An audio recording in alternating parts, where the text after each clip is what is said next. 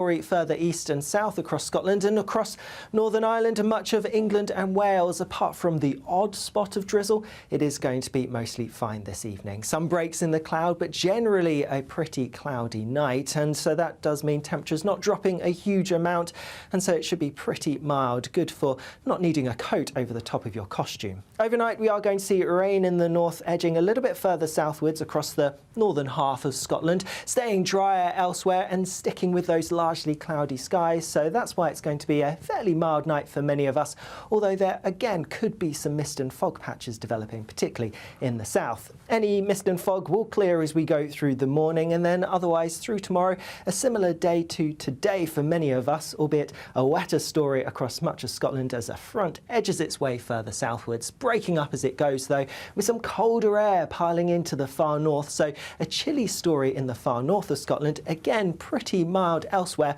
albeit not as mild as today. Have a great Halloween. Bye-bye. There will be a light breeze in the morning, leading to a warm front. Boxed heat pumps, sponsors of weather on GB News. The latest GB News travel.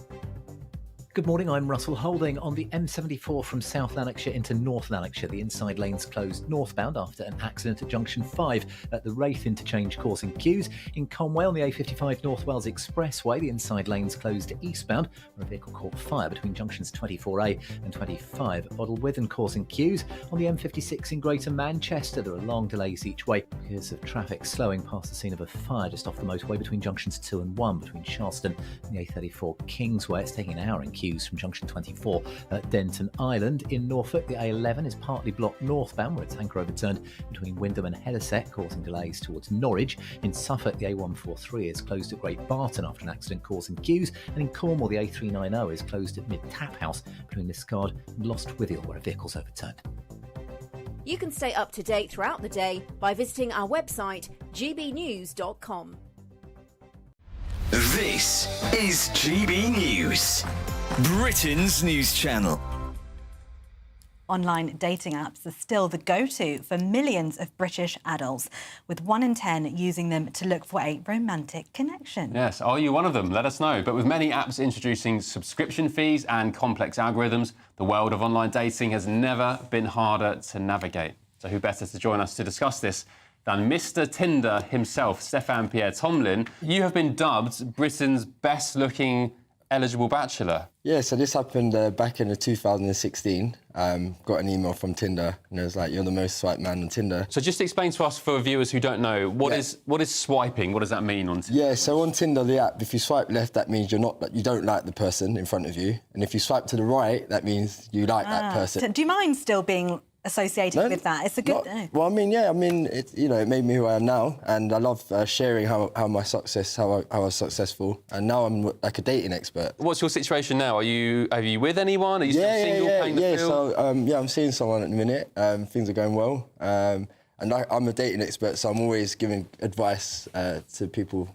Does she know your title of most swiped? Of course, who doesn't? It's quite hard. It's quite hard being the most swiped man on Tinder because you get a label on you. So I find it harder than anyone else, to be honest. And where did you meet her? That's the big question. At an event. So not on Tinder? Not on Tinder, ironically. So for all that trouble online, it's actually a real life rendezvous. Which I mean, I have met people on Tinder in the past, and it has worked. Well, it didn't work, but yeah. I need to know how to do the famous Stefan Smolder. That camera is not a camera. That is your best friend, that's your lover. So you really smiles from the camera, so it goes like this. GB News, the People's Channel.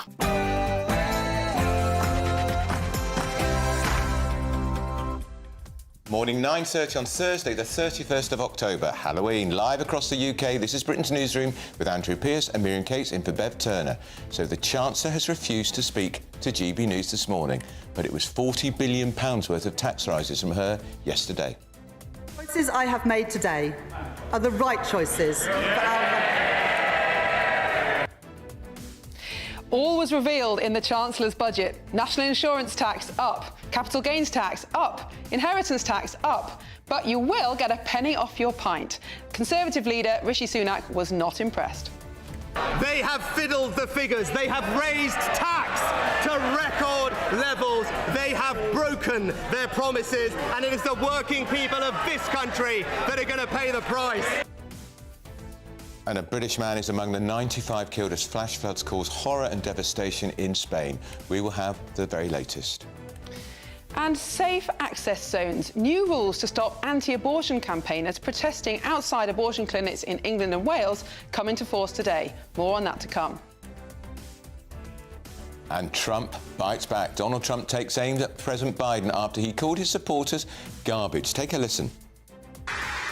Kamala and Joe call all of us, and them, even them, garbage. I call you the heart and soul of America. You are the heart and soul. And of course, it's Halloween. We'll be speaking to the man who's carved what's believed to be the biggest pumpkin in the world this year. How much do you think it weighs? Send your guesses in as pounds, please. Andrew does not like kilograms. No. To GB News, and we'll be reporting on that later on.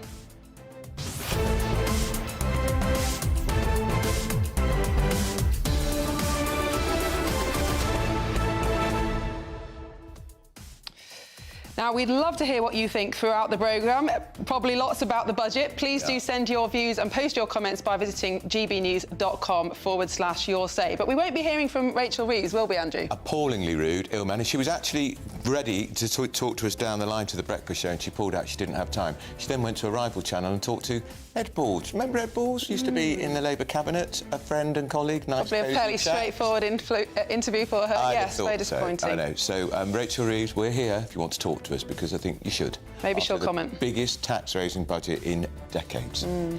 First, let's get the news with Tatiana Sanchez.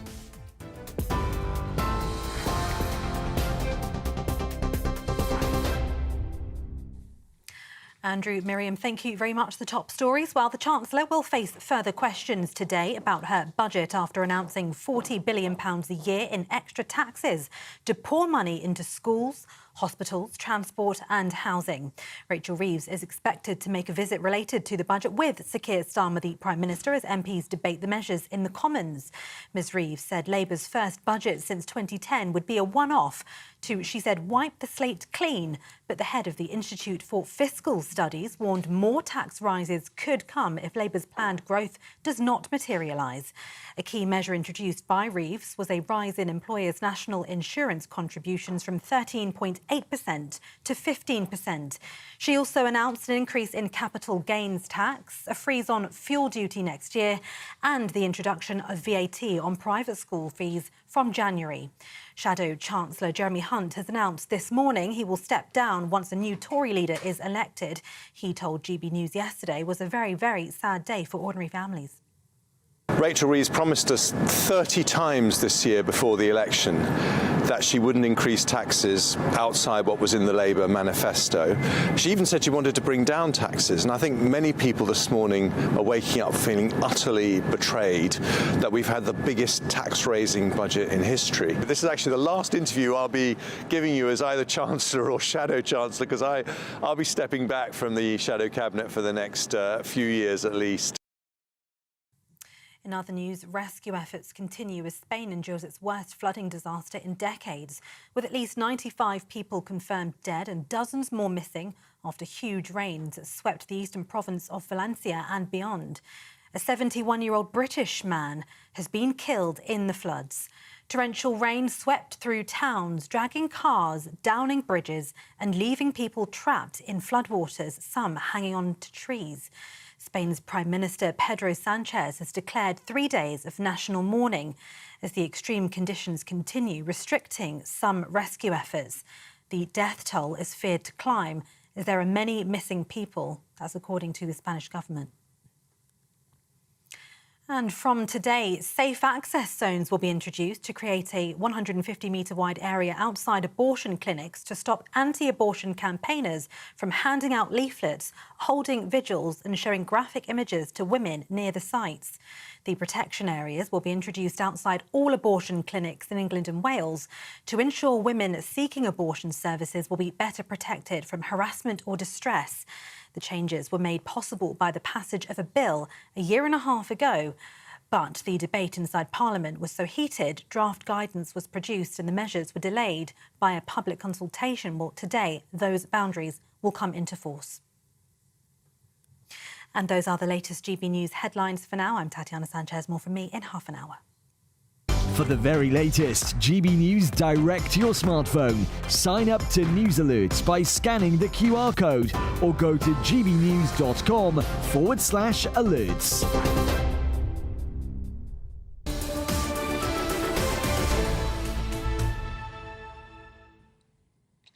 Hello and welcome back. This is Britain's Newsroom, live across the United Kingdom on GB News with Andrew Pearce and me, Miriam Cates, standing in for Bev.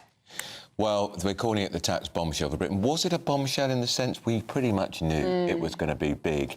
Yeah. And what a mockery it makes of the promises before the election, that all they would do is raise taxes on private schools, fuel companies, fossil fuel companies, and yet employers have been hit with the biggest tax. That's right. I think they promised £8 billion of tax rises would be enough to fund their spending plans, but this is $40 billion. Private schools and fossil fuel companies, that was it.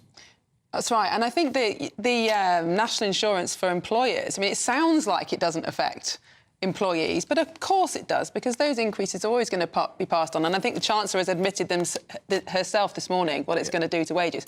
But I think the big story for me is the national debt and the fact that the debt's going to keep growing and growing because the government's still going to be spending billions of pounds more than it's getting in. And of course, what this does is it just pushes up inflation because more and more money enters the economy. But what I found this morning, this chart of inflation since 1750 on the left there, inflation wasn't really a thing until the 1940s and then spiked from the 1970s when government started printing money and making all of our money worth less. They call it quantitative easing. Yeah, well, it's just printing money. It is. But that is the biggest pressure on people's incomes is inflation, and it's just going to go up and up, sadly. And of course, we thought interest rates would come down next month. I'm not so sure that's going to happen in December. I'm not so sure that will happen now. So she's unveiled £40 billion in tax rises, Labour's first budget in 15 years. It was meant, and the rabbit out of the hat. Actually, I did get that right yesterday. I predicted they would freeze fuel duty. So that was one small concession. And a penny off your pint. Oh, let's all go down the pub then. I mean, it isn't worth much, but it is good news for pubs because they have been struggling so much after COVID. And alcohol duty on wine you buy in the supermarket is going up, but pubs get to save money. So I think that's probably good news. Well, let's speak to the founder of the City Pub Group, Clive Watson, see what he thinks about it. Clive, morning to you. The hospitality industry has had a rough old time in the last 2 years, not least because of COVID. Has this budget brought you any cheer? Absolutely not. And that headline, 1 penny off a pint, yes, a penny off a pint, but billions on payroll costs and also the business rates. The relief's been reduced from 75% to 40%. That is really going to hit small businesses, not just pubs or restaurants, but small businesses across the spectrum on the high street are going to be massively hurt. Well, just explain about the business relief, how that is going to impact businesses like yours, Clive. Well, if say your business rates is £40,000 a year, you get 75% relief, so you're only paying £10,000. That's now been reduced to 40%, so you'll be paying £24,000 a year. So your business rates have gone up from £10,000 to £24,000. A penny off the pint will probably save you £300 a year. Wow. So in context, it's absolutely, it was a patronising gesture by the Chancellor to disguise all the increases that she's put onto hospitality. So it no way compensates for all the other changes. Now, we know that lots of pubs have closed over the years, particularly since COVID. Do you think that's a trend that's now going to continue, sadly? I think it's a trend that's going to continue and, as a result of yesterday's budget, will accelerate. And I think that's a real shame. Pubs are, are part of the community. It's not just a business. It's what brings people together. And I think putting more and more pressure on small, independent businesses, like the government had yesterday, I think it's scandalous. I think it really is so damaging to the fabric of key parts of British society. And what about, because they went to such great lengths, didn't they, Clive, to say that workers would not be hit by any tax rises. Now, you're going to have to pay extra national insurance on your employees. Is that going to mean you're going to have fewer employees or maybe have to pay them less? Well, the national living wage has also gone up, as you know, by nearly 7%. So the combination of those two, the employers' national insurance going up from 13.8% to 15%, as you alluded to, and also national living wage, it probably means for hospitality and other small retail businesses that their wage bill is going to go up by 15%. Now, there's no way you can pass anything like that onto the consumer, not a prayer. So that will erode the money, the profits that small businesses make, and will inevitably mean that some will have to shut the doors permanently. Now, of course, the Chancellor would say that she needs more money, the NHS needs more money, we've got to fill this black hole, although it's a very dubious black hole, somehow. If she shouldn't take the money from small business, where do you think she should be getting this money from, or should we be having spending cuts? Well, look, that's a political choice, but if she wants to raise money, there are bigger, more successful, more powerful businesses than the poor old pub on the high street. So I've always advocated, instead of having business rates, we should have some form of sales tax which includes all the online, all the retailers like Amazon and Google and things like that. Bring them into paying business rates. Don't keep squeezing the poor old pub or independent shop on the high street. So widen the net, basically. Pubs are just an easy target. You know, they're just very easy. You know where they are. You can tax them to oblivion. Try and get those big companies and also big banks as well. This is a budget not for small business. It's the absolute opposite. It's, you know, the Labour government do not stand for small businesses as a result of this budget. And she presumably doesn't regard you as a worker. How do you react to that, Clive? You're not a worker, apparently. Well, look, you know, anyone who goes out to work is a worker. I think this distinction between some workers and other workers is ridiculous. You know, we're all out here trying to do the best for our businesses, trying to do the best for our country, and we don't need to be sort of divide and rule situation like the Chancellor was trying to do yesterday. She did say when she was in opposition, Rachel Reeves, actually, that they were going to replace business rates with an alternative. She never told us what it was, but all she's done instead, Clive, is hit business rates even harder. Exactly. So reform it. I mean, if she'd stood up yesterday and said, right, I'm just cutting in 75% business rates relief down to 40%, but within the space of 36 months, it's going to be reformed. OK, a bit of light at the end of the tunnel. But it's all, the business rates, not this government, the previous government, has always kicked down the can. They just don't want to spread the load to all those big offline retailers. Well, you mentioned the offline retailers and even the online retailers and how these massive international corporations are probably undertaxed, and there are reasons for that. But in terms of big kind of conglomerates, do you think this is the way that pubs are going to go? Instead of being independent, family-owned, small pubs, they're going to be taken over by big, faceless corporations because of the enormous costs faced by small business. I mean, do you think that is something that will happen, or will they just close down? I think they'll be mostly closed down because I think these pubs, generally small businesses, small pubs, cafes, restaurants, are making £40,000 to £50,000 a year. And that would be a good one. So if you're squeezing the business rates in the way that I've already described, increasing the payroll costs in the way I've described, there's going to be very little left. Why are you going to go out and work really, really hard to make £15,000 a year? It's just not going to happen. So those pubs, unfortunately, will close. Clive, if you had a message for the Chancellor, what would it be? If you were sitting opposite her today, what would you say to her? I would just say, look, she said yesterday she was we used to work for the Bank of England, was an economist. Put yourself in the shoes of these small businesses. Think about how they were feeling today with the way that she's put up payroll costs and put up business rates. Think about what they're thinking about today. And maybe just acknowledge that what she's done as a result of yesterday's budget it's really damaged a lot of small businesses' livelihood. All right, Clive. That would be my advice. Clive, thank you for that. And look, the very best of luck, because I know it's going to be a tough time for you and everybody else in the hospitality industry. That's Clive Watson from the City Pub Group. You see, people don't think about the business because it sort of almost goes under the radar. They think about the national insurance, but the business, that's a massive cost for You've got to make thousands businesses. of pounds before you even make a penny of profit. Yeah, and they've reduced the relief from 75% to 40%. And she said she was going to get rid of business rates because she said they're unfair. She's made them even more unfair. I wonder if we've got other publicans are going to just... Yes, pull up stumps. Other small business owners as well. It seems like Labour think there are two classes of people. You know, people who work for the public sector are good people, and everybody else are bad people and need to be taxed more, which is just extraordinary. Wealth creators bad.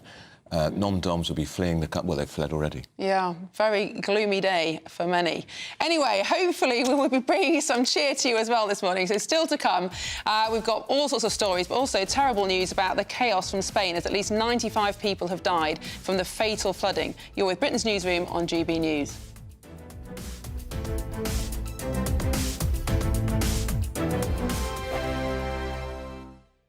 If you want your news to be straight talking... This is a nightmare for the Conservatives again. Down to earth. It's not just Nottingham where this is happening, is it? And most importantly, honest. Hard-working, middle-class taxpayers, they'll get their book thrown at them. Then catch me, Martin Daubney, Monday to Friday, 3 till 6 p.m. on GB News, Britain's news channel.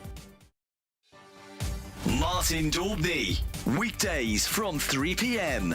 Well, the first thing on in my mind when I heard about this is, what has this country come to when we're talking about getting kids as young as 6 years old to be jabbed weekly or however often it is, because they are too fat? Where are the parents in all of this? There's three things actually here that are important. Number one is we do not know the long-term consequences of these jabs. So if I had a child and I was going to let them have the jab, I would be feeling like I'm treating them like a lab rat, to be quite honest with you, because we don't know the long-term consequences. Secondly, the manufacturers are clear that some of the potential side effects can be very serious. We're talking about potentially pancreatitis, let's get my word out, and also it lists as a potential side effect thyroid cancer. Arguably, it's called the gamble jab, to be honest with you, because of these potential side effects at the moment.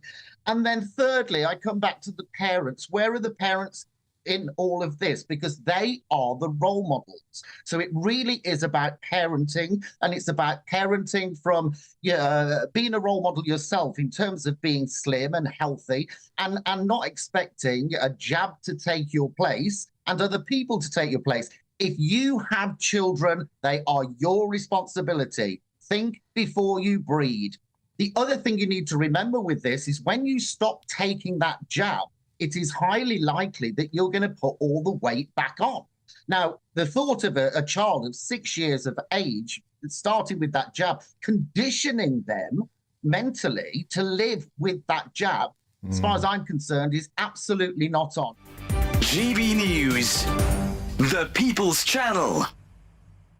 We're proud to be GB News, the People's Channel. And as you know, we always love to hear your views. Now, there's a new way of getting in touch with us at gbnews.com/yoursay. By commenting, you can be part of a live conversation and join our GB News community. You can even talk to me, Bev Turner, or any of the members of the GB News family. Nightmare commute? Kick it up a gear with GB News Radio. You can listen online and on DAB+ and on the GB News app. We're also on TuneIn and the Radio Player apps. From the school run to rush hour, get revved up with GB News Radio. We are the People's Channel, Britain's news channel.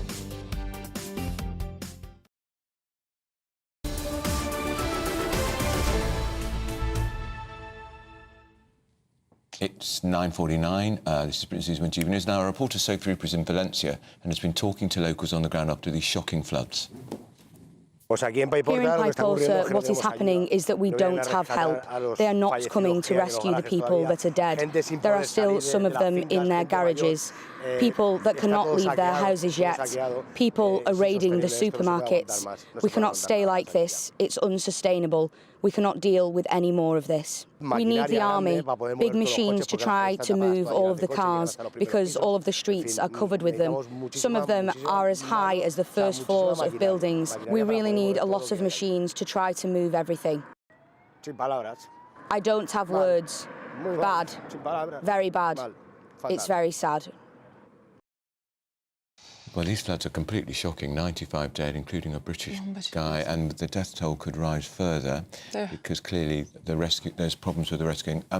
We're also going to go to Londonderry because it's hosting Europe's biggest Halloween festival, attracting 100,000 visitors. Wow, well, who better to speak to than our GB News Northern Ireland reporter, Dougie Beattie, who is live now in Londonderry.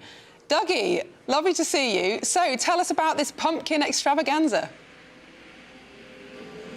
What do you mean, who better to speak to? Do I look scary? Have I forgot to take my false face off? Yeah, this is Europe's biggest Halloween festival. It's been running over the last 3 nights, and I'm on the famous walls of Londonderry. This is where the battle took place in the 1600s. It actually decided our constitutional monarchy. But yes, these walls they've been running events for 3 nights now, what's called Awakening the Walls. And it is a totally family-fueled cultural festival. Groups from all around the northwest of Northern Ireland have been involved in this. It's backed by the Irish Tourist Board, the Northern Irish Tourist Board, and indeed the councils here in Derry Strabane Council, who have invested about £450,000 in it. Now, I'm usually one of the people that's very hard on councils where they're spending our ratepayers' money, but I can tell you, I tried to book a hotel in this city last night and it was next to impossible. There's about 30 motorhomes just parked around the corner from me in car parks because there is millions of pounds coming back to the ratepayer because of this festival. It started 38 years ago as basically a lot of boys in bars dressing up, and it has gathered momentum since then and has become the most spectacular festival inside Europe. And tonight is the end of this festival, and it is the carnival. And it starts off, you need to be in the city if you're coming to it at about 6 o'clock. The fun starts off at about 7, and then the fireworks displays at about 8:30. And it is a really, really family-filled and fueled event, and the people of this city really get into it with dressing up, etc. Right now, of course, they're all in their beds, and there's not many places for them to go. But a really fascinating point for you, this is where the saying catwalk comes from, believe it or not. This was the first ever catwalk because when the lords and ladies back in the 1700s used to walk up and down this wall on a Sunday with the refinery, and the peasants came in to look at them, the ladies used to declare, oh my goodness, there's nowhere for a cat to walk. And of course, this was where most of this port is. You go out of here, keep going west, and of course you arrive in America. But from Britain's, UK's most northwestern city, that's it for a while. Dougie, I want to know what you're dressing up in tonight. You don't really. You definitely don't. That wouldn't be good. A Smurf would be good for me. I could see me done in, blue. I'm only 5'5". That would do all right. I'd get away with that. Well, we'll look forward to it, and we'll see you on your broomstick later. That's Dougie Beattie, who's our Northern Ireland correspondent in London. What fantastic images. I think he should work for the Northern Irish Tourist Board. That was some fascinating Brilliant, historical information there. Brilliant. Brilliant. Well, still to come. Are the new safe access zones outside abortion clinics the areas to stop anti-abortion campaigners protesting an attack on free speech, or are they necessary? Well, we'll see you after the weather.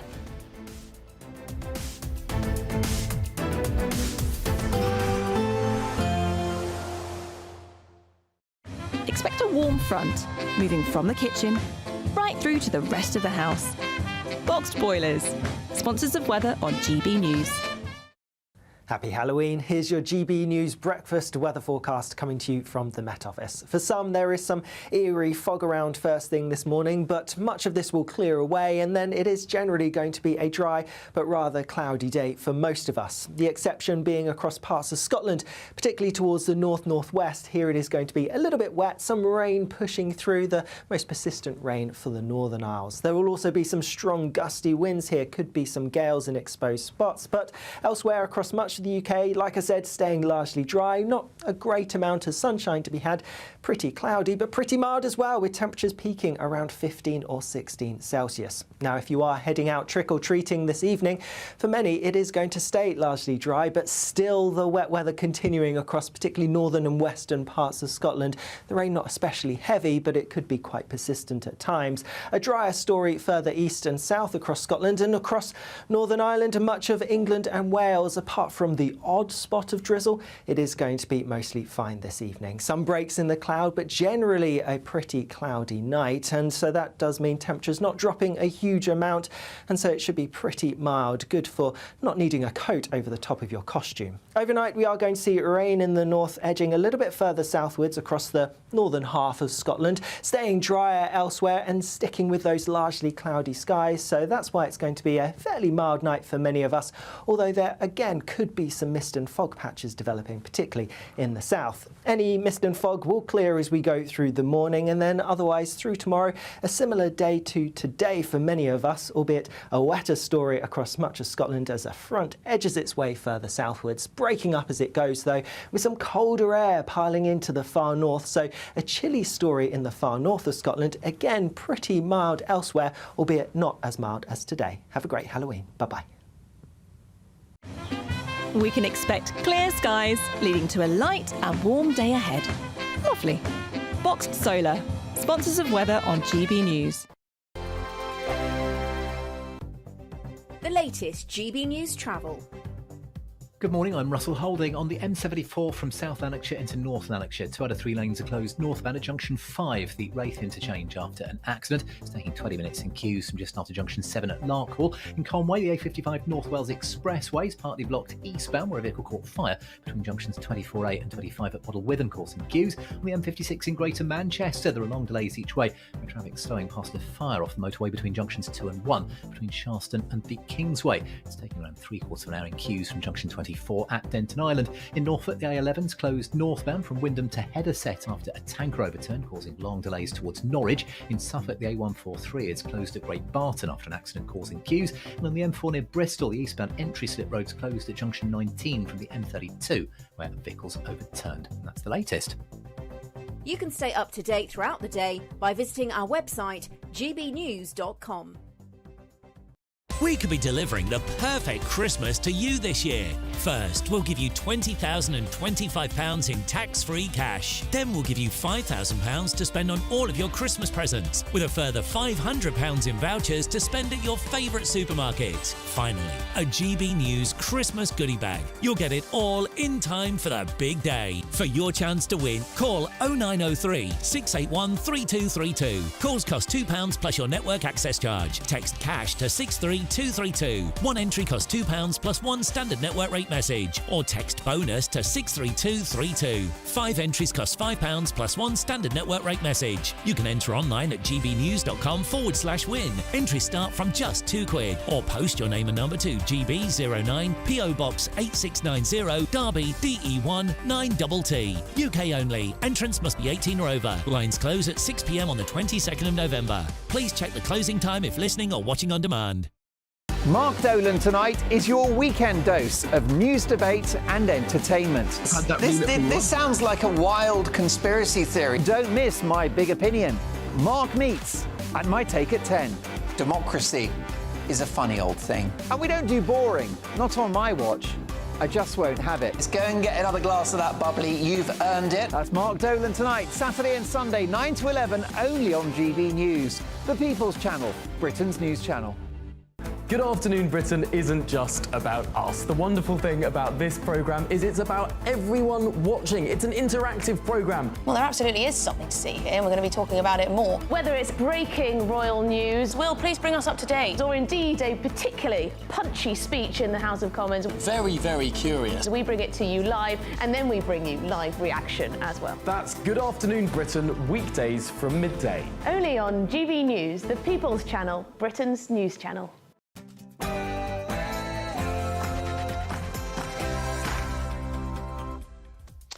Good morning. It's 10 a.m. on Thursday, the 31st of October. You are live across the United Kingdom. This is Britain's Newsroom with Andrew Pearce and me, Miriam Cates, standing in for Bev Turner. So, the Chancellor refused to speak to GB News this morning, but it was a £40 billion worth of tax rate rises from her yesterday. The choices I have made today are the right choices for our country. Well, all was revealed in the Chancellor's budget and the speech, which went on for 1 hour and God knows how many minutes, and on, didn't it? National insurance tax up, capital gains tax up, inheritance tax up. But don't worry, you're going to get a penny off your pint of beer. Patronising. Conservative leader Rishi Sunak was not impressed. They have fiddled the figures. They have raised tax to record levels. They have broken their promises, and it is the working people of this country that are going to pay the price. And a British man is among the 95 killed as flash floods have caused horror and devastation in Spain. We'll have the latest. And Safe Access Zones, new rules to stop anti-abortion campaigners protesting outside abortion clinics in England and Wales come into force today. But is this an attack on free speech? And of course, it's Halloween. We'll be speaking to the man who carved what's believed to be the biggest pumpkin in the world this year. How much do you think it weighs?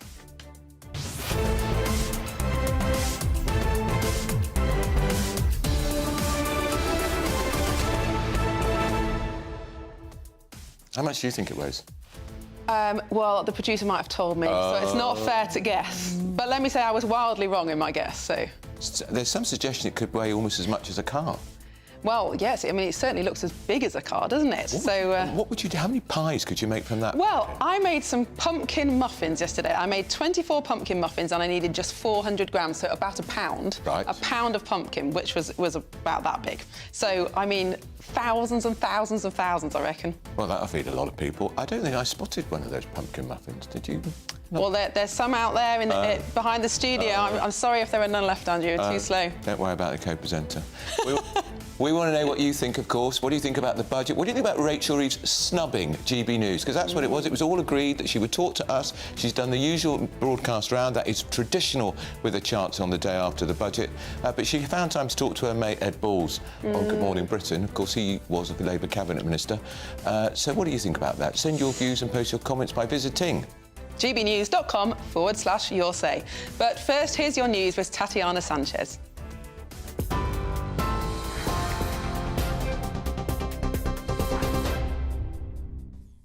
Miriam, thank you very much. The top stories this hour. Rachel Reeves will face further questions about her budget after announcing £40 billion a year in extra taxes to pour that money into schools, hospitals, transport and housing. The Chancellor is expected to make a visit related to the budget today with Sir Keir Starmer as MPs debate the measures in the Commons. Ms Reeves said Labour's first budget since 2010 would be a one-off to wipe the slate clean. But the head of the Institute for Fiscal Studies warned more tax rises could come if Labour's planned growth does not materialise. A key measure introduced by Reeves was a rise in employers' national insurance contributions from 13.8% to 15%. She also announced an increase in capital gains tax, a freeze on fuel duty next year, and the introduction of VAT on private school fees from January. Reeves also admitted that tax rises in the budget are likely to hit workers in the pocket with lower pay rises. Shadow Chancellor Jeremy Hunt has announced this morning he will step down once a new Tory leader is elected. He told GB News this morning yesterday was a very sad day for ordinary families. Rachel Reeves promised us 30 times this year before the election that she wouldn't increase taxes outside what was in the Labour manifesto. She even said she wanted to bring down taxes, and I think many people this morning are waking up feeling utterly betrayed that we've had the biggest tax-raising budget in history. This is actually the last interview I'll be giving you as either Chancellor or Shadow Chancellor, because I'll be stepping back from the Shadow Cabinet for the next few years at least. Kemi Badenoch and Robert Jenrick's race to replace Rishi Sunak as Conservative leader is nearing its end, with the member ballot closing today. One contender has declared the contest close, just hours ahead of the contest's 5 p.m. ballot deadline. The winner of the race will be announced on Saturday, almost 4 months after the general election defeat that triggered Rishi Sunak's resignation. Ahead of the ballot closing, Mr Jenrick said that we're chasing down every vote. Badenoch told GB News it wasn't a mistake not to have a Tory leader in place as such leading up to yesterday's budget, and rushing the process will not help. We did have a leader and we did hold them to account. What you are seeing is what happens when you have a Labour supermajority. There's only 120 Conservative MPs. There's over 400 Labour MPs, another 70 plus Liberal Democrats to the left of them. This is what a Labour supermajority means. It doesn't matter who the leader is if you have so many more of them. What the leader can now do in terms of what we're picking is somebody who can cut through that. Having a leader of the opposition is going to, having a leader of the opposition who can cut through is going to be the biggest difference that we could make. And the party needs to take its time to do that properly. That's what we have been doing. Rescue efforts continue as Spain endures its worst flooding disaster in decades, with at least 95 people confirmed dead and dozens more missing after huge rains swept the eastern province of Valencia and beyond. A 71-year-old British man has been killed in those floods. Videos shared on social media showed torrential rain sweeping through towns, dragging cars, downing bridges and leaving people trapped in floodwaters, some hanging onto trees. Spain's Prime Minister Pedro Sanchez has declared 3 days of national mourning as the extreme conditions continue restricting some rescue efforts. And the Spanish government has said the death toll is feared to climb as there are many missing people. Back home from today, safe access zones will be introduced to create a 150-metre wide area outside abortion clinics to stop anti-abortion campaigners from handing out leaflets, holding vigils and showing graphic images to women near the sites. The protection areas will be introduced outside all abortion clinics in England and Wales to ensure women seeking abortion services will be better protected from harassment or distress. The changes were made possible by the passage of a bill a year and a half ago. But the debate inside Parliament was so heated, draft guidance was produced and the measures were delayed by a public consultation. Today, those boundaries come into force. Donald Trump has hit back at President Joe Biden after he called Trump supporters garbage. The former US president told Wisconsin supporters they are the heart and soul of America as he praised sanitation workers. Kamala and Joe call all of us, and them, even them, garbage. I call you the heart and soul of America. You are the heart and soul. And Russia has reportedly demanded Google pay a fine worth more than the world's GDP for blocking pro-Kremlin media outlets. Judges in Moscow are seeking around $20 decillion from the technology giant, many times the estimated $100 trillion size of the global economy. Google, which owns YouTube, has a current stock market value of $2.16 trillion. That fine is also still growing due to non-payment, and if not paid within 9 months, will start to double every year, according to the Russian news agency TASS. And those are the latest GB News headlines for now. I'm Tatiana Sanchez. More news from me in half an hour.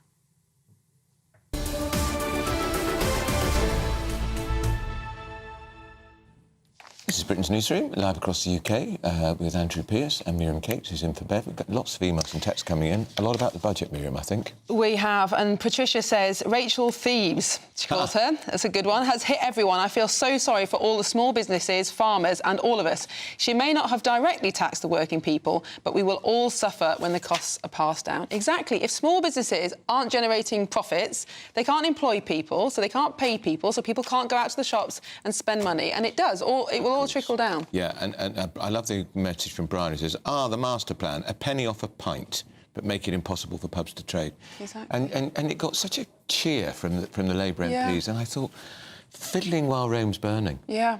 I mean, it is true that there are big problems in our economy. We spend far more money than we actually take in, and that is true. But it seems like Labour think that the economy is just like some kind of machine where you can just tax it and it will carry on operating the same way. But people make decisions based on how much they're taxed, and they will stop starting businesses and stop employing people. And the Office of Budget Responsibility, which was the independent body set up by George Osborne back in 2010, it released its statement after budget. There was no mention of the £22 billion black hole. It said it found 9.5 billion of pressures, which they assumed that other things would take care of. Yeah, and of course, if there is a black hole, a lot of it would be caused by the huge increases for public sector workers. Exactly, and if she'd filled that supposed black hole with £22 billion of tax rises and left it there, you could kind of understand it. But the fact is, spending is going up so much that actually any black hole that there is going to grow and grow and grow. And that's hugely concerning, especially for our children and grandchildren who are going to now be paying this back for a long time. And borrowing £140 billion more. I mean, we are in such debt. Now, the Labour Party, before the election, wooed the farming community big time, but the National Farmers Union has branded the budget disastrous, as farmers across the UK found that inheritance tax relief would be limited to £1 million. Well, it's led to some farmers saying that years of family farming will be destroyed by the new measures. And we're joined now by a farmer, Ollie Harrison. Ollie, thank you so much for joining us. This has been terrible news for the farming community, hasn't it? What does it mean for you and your farm? Well, I can't afford to die, basically, now. The tax bill that my children would end up with is not able to pay through farming. You know, the agricultural industry at the moment is on its knees. We've had some really bad weather patterns over the last 5 years. There is no profits to put to one side to pay a 20% tax bill. Basically, the government now owns 20% of my farm, but they're not here today helping me, are they? No. And Ollie, has the farm been in your family for a long time? I'm the fourth generation on this farm, yeah. You know, we were tenants originally, and my mum and dad paid a mortgage for a long time to enable to pass it on to me. I will probably now end up with a tax bill on some of it. I've been able to try and, through diversification, not through farming profits, buy extra land. And now the tax bill would be many hundreds of thousands if I was to die and pass it on to my children. And the profit is not there in agriculture to be able to pay that. Because what they've done... sorry, so just so people know, Ollie, any agricultural land and business worth more than £1 million will now be subject to inheritance tax at 20%, which means so many farmers who would pass on the farm to their son or daughter won't be able to afford to do that because of the inheritance tax. Yeah, so, I mean, £1 million does sound like a lot of money, but no one has it in liquid. You know, it's not liquid, it's an asset. No one owns a farm. They look after it to the next generation, you know, and by the time you're taking a farmhouse and a farmyard and maybe some buildings that, you know, have got development potential, shall we say, but you obviously use them for agriculture, suddenly you're at £1 million. So all the land value then, you're paying 20% on. You're basically paying VAT on your farm just to stay farming. But it's not affordable. It's not there. We are the only people that buy everything retail and sell it all wholesale. Yes. We don't have profits. We can't say what we want to charge for something. So we can't just say, we're going to put 20% on the price of everything we sell to make that money back. You know, one guy said this tax bill would be more than his yearly turnover. It's just phenomenal. One person who... we're growing food. Exactly. One person who really has shone a light on the plight of British farmers over the last few years is Jeremy Clarkson. Yeah. And love him or loathe him, he has really educated the public about how difficult it is to turn a profit in British farming. Now, I think he tweeted out last night something like, don't worry, farmers, just survive 5 years and we'll get rid of this government. Do you think that is the mood amongst farmers now, that much as perhaps they fell out of love with the Conservatives, they're really frightened of what a Labour government could do? I mean, potentially 5 years could come and go and we could have a change of government. The worry is, though, if someone was to die suddenly now, then that tax bill, not only have they got the sudden loss of the employee, you've also then got to find this huge tax bill. Now, a train driver doesn't own the train he's on. He just looks after it for the next driver and the next passengers. If a train driver drives, would you expect the government to take 20% of the carriages of that train? Yeah. It's bonkers. Yeah. How do you feel you've been hoodwinked, because the government, Labour, did woo the farming community and the rural community big time before the election? Do you feel you've been conned? Oh, 100%. They just spun us a line, just told us what we wanted to hear, and then just completely went in the opposite direction. The annoying thing is farms are there to produce food for the nation. Without them, we've got to import everything. We've just seen what's happened in Spain with all that flooding. Well, there ain't going to be anything coming out of Spain for a while till they get themselves back on the feet. We need a UK food supply. And at the moment, the industry, it's just completely on its knees. We're struggling with weather patterns. We need to produce enough food to feed, to basically be able to sustain ourselves if something goes wrong in the world, which it often does. We saw what happened in COVID when food supplies got fragile. And that they've just basically made it so that the next generation of farmers can't afford to carry on. Well, Ollie, best of luck to you. It's grim news, but best of luck with your farm, because we need you. And food security is so important, and this is going to affect food security. Absolutely, and I think British public have got a lot of sympathy for farmers, and it'll be interesting to see if there are any protests. Anyway, thank you so much, Ollie, for joining us, and yes, all the best. Another reason to try and buy British when you go to your greengrocer or your supermarket. Look for British. Buy British. We've got to support our farmers because their life is now being made a whole lot more difficult. It is. We'll have to see what happens. Well, a key part of Rachel Reeves's plans to boost growth is through investment. Now, she's pledged to invest £100 billion into new and existing infrastructure projects. So joining us now is the Chief Economic Advisor at the Centre for Economic and Business Research, Vicky Price. Vicky, thank you so much for joining us. So this is, on the face of it, a huge amount of public investment. What is the government saying that it's going to be spent on? Well, the interesting thing, first of all, is that the government is going to borrow quite a lot of that for investment, and because it's changed its fiscal rules, it can do that. And the question now is, of course, whether the markets are going to buy that or not. And for the moment, they're unconvinced, but let's see what happens. But yes, I think there is quite a lot of investment that needs to happen in schools, the buildings that we do know need either replacement or real fixing because they're very dangerous, or hospitals which can't really function. So there is quite a lot which is being pledged on this. So this is the sort of infrastructure for our public services. But in addition, of course, we're talking about transport infrastructure. So there was already an announcement about Euston actually being the end point for HS2. So it is coming into central London. There is talk about what may happen with the investment in the north in terms of improving some of the connections there. So the issue, since you were talking about the economy just before, is the extent to which all this is indeed going to translate into higher growth and better prosperity in the UK. And there is no doubt that the big question, Vicky, is that the governments of all colours have a very poor record over recent years of delivering infrastructure when it's controlled on a national basis, whether that's HS2 or anything else. Is the government actually capable of putting spades in the ground and actually delivering things that are going to boost growth?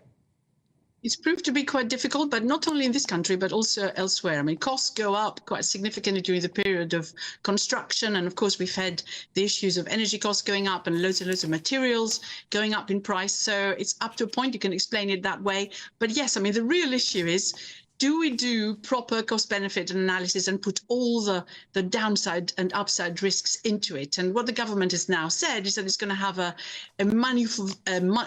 value for money office, which is going to be looking at some of those projects which are being suggested and make sure that only the ones that can really prove that they're going to get the returns that we want them to get, which they say it's going to equate, if they look at it from that point of view, to at least getting the sort of interest return that perhaps a government bond would get.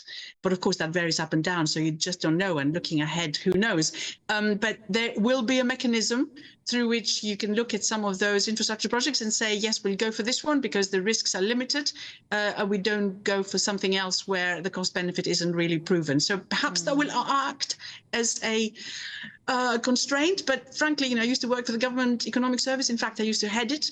And we did a lot of cost benefit analysis and value for money. And a few of the projects which have gone ahead, probably as economists, we did say no, but they still go ahead because ministers like it.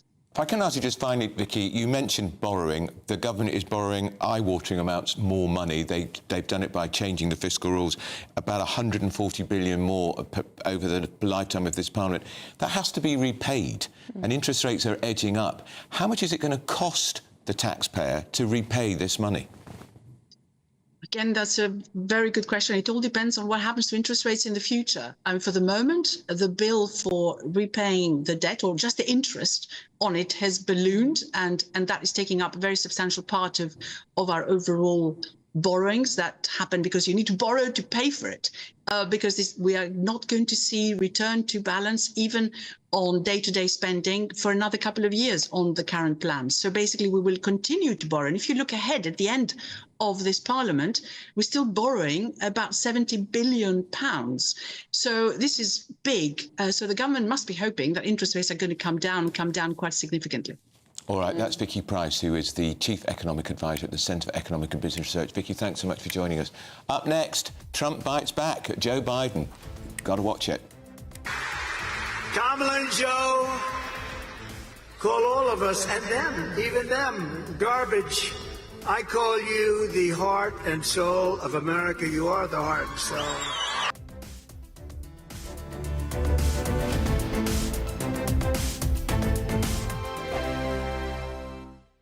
Sunday with Michael Portillo from 11, only on GB News. Ed Barker, a talented saxophonist and clarinetist from London, has had a remarkable journey in the music industry marked by significant achievements and an unusual crossover into the political sphere. Having honed his musical skills from a young age, he played in both the National Youth Orchestra and the National Youth Jazz Orchestra. In 2012, he became the solo saxophonist for pop legend George Michael. His reputation in music opened doors in politics, where he's worked with various leading Conservative members of Parliament and played a role in a number of major campaigns. To tell us more about the harmonious relationship between music and politics, I'm delighted to be joined by Ed Barker. This is quite puzzling, actually. How did a reputation in music get you into politics?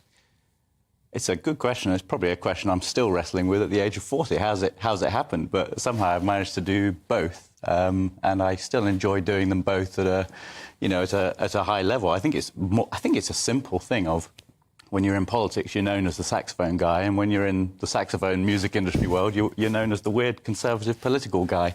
And so it's just something people can remember you by, regardless of how good you are at either of those two things. I think it's just a device that people can kind of just latch onto to remember you. But it's the word weird, because I imagine that most people in the music industry are probably somewhat to the left. Yeah. Certainly all the ones that I've met are.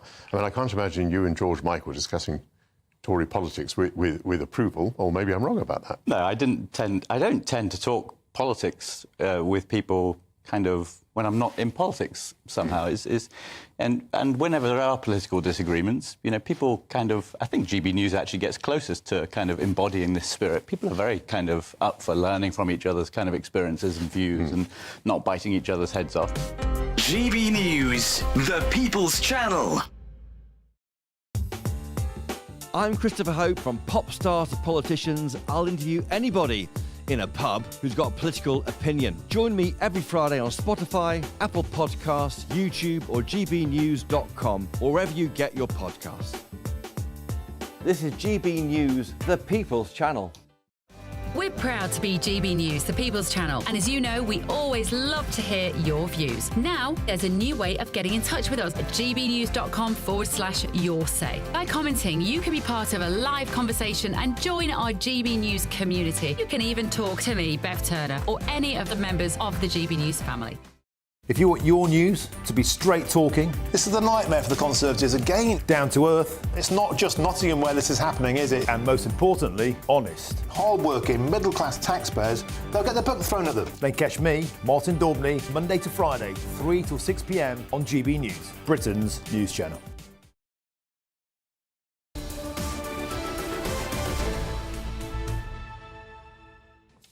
Welcome back. We're now joined by broadcaster Carol Malone and political commentator Jonathan Liss here in the studio to discuss today's big news. Of course, the budget is the main news in almost all the papers. No. What a surprise. So, Jonathan, of course, bad headlines for Rachel Reeves today, but much of it has been trailed in advance. Do you think this is going to have as big a shock as we imagine on the economy as a whole? Well, I don't think so. There are some people on this channel, for example, I was talking to this week, who thought we might have a Liz Truss-style economic meltdown with sort of the pound crashing, etc., and that hasn't materialised. Although gilts are higher than they were after Liz Truss's I think most economists have said that there has been some fluctuations, which is within the normal ratio that you might expect after a budget. I don't expect there to be a big shock, partly because a lot of these measures were signalled and sort of signposted in advance. People knew there's going to be a tax-raising budget. The government's been clear about that for quite some time. And they weren't clear about it before the election, were they? Well, this is... OK, so I think there are two things to say about that. The government made a concrete pledge not to increase income tax, VAT and national insurance. And I think there was small print in the manifesto that specified that related to employee national insurance. So they have kept their pledge. No, it didn't. I think no, it didn't. Well, I think most... Well, They clarified it as working people. I think that most people understand that if it's not coming out of their pay packet directly, then it doesn't count as increasing their national insurance. But it is going to be coming out of their pay packet directly because they're not going to get a pay rise next year, and some of them aren't going to have a job at this time next year. And she has conceded that in interviews today, that pay rises will now probably be You're talking less about hard. this budget like it's been accepted. This is the worst budget that I've ever seen a Chancellor deliver in my life, and I've seen a lot of them. And so have Europeans. I've never seen one as... This is going to trash the economy. It's going to trash growth.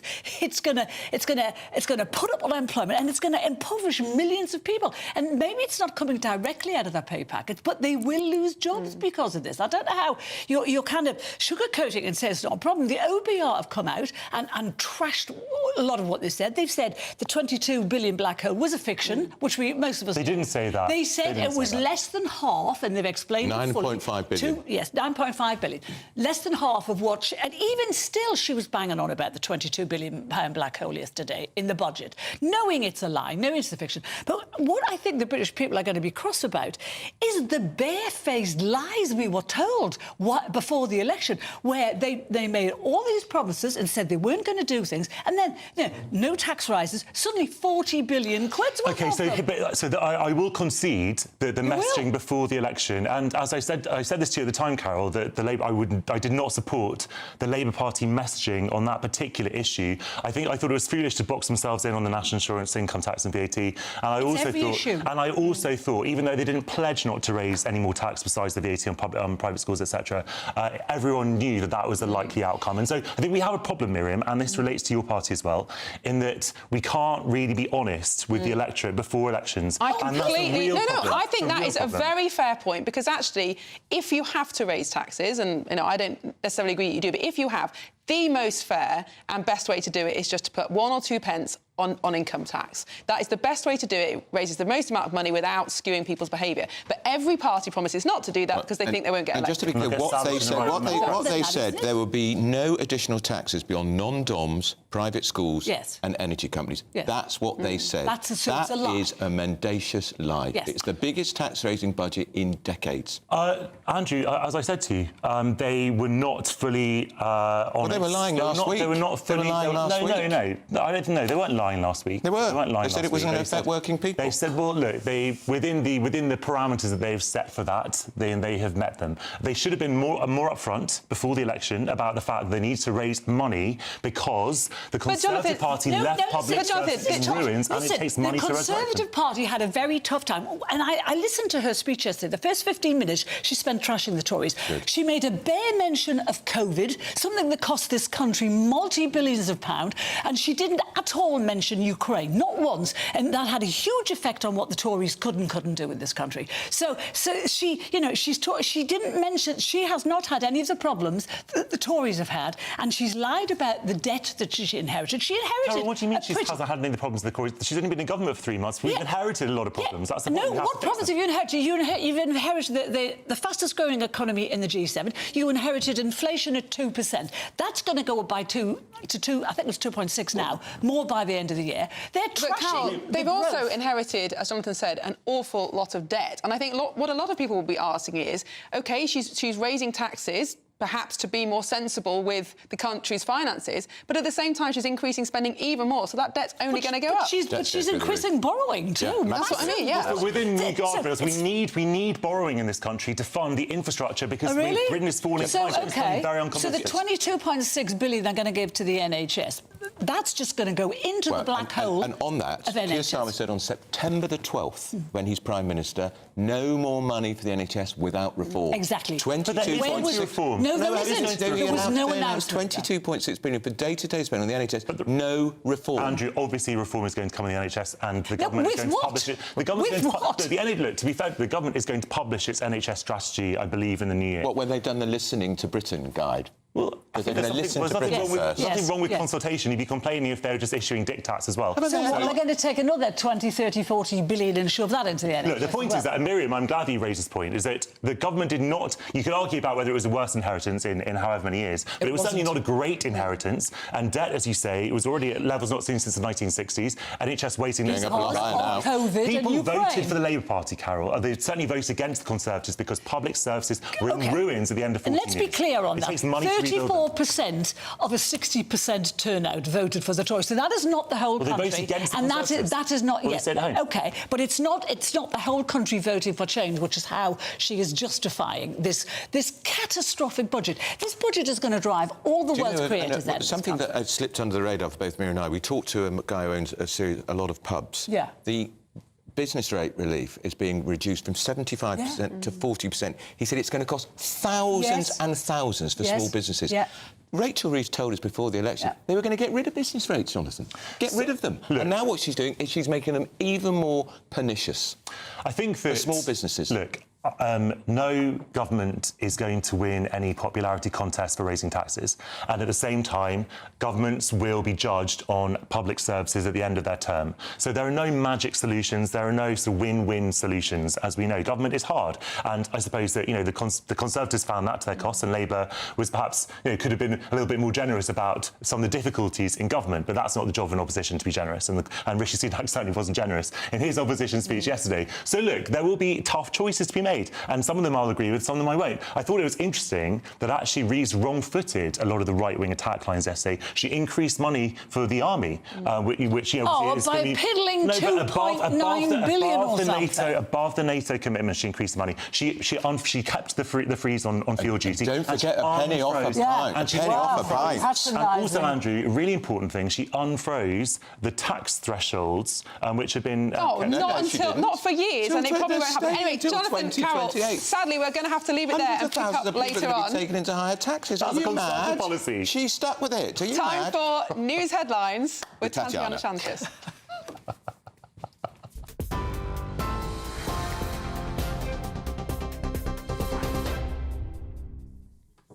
Good morning. Thank you very much. The top stories this hour. Well, Rachel Reeves will face further questions about her budget after announcing £40 billion a year in extra taxes to pour money into schools, hospitals, transport and housing. The Chancellor is expected to make a visit related to the budget today with Sir Keir Starmer as MPs debate the measures in the Commons. Ms Reeves said Labour's first budget since 2010 would be a one-off to wipe the slate clean. But the head of the Institute for Fiscal Studies warned more tax rises could come if Labour's planned growth does not materialise. A key measure introduced by Reeves was a rise in employers' national insurance contributions from 13.8% to 15%.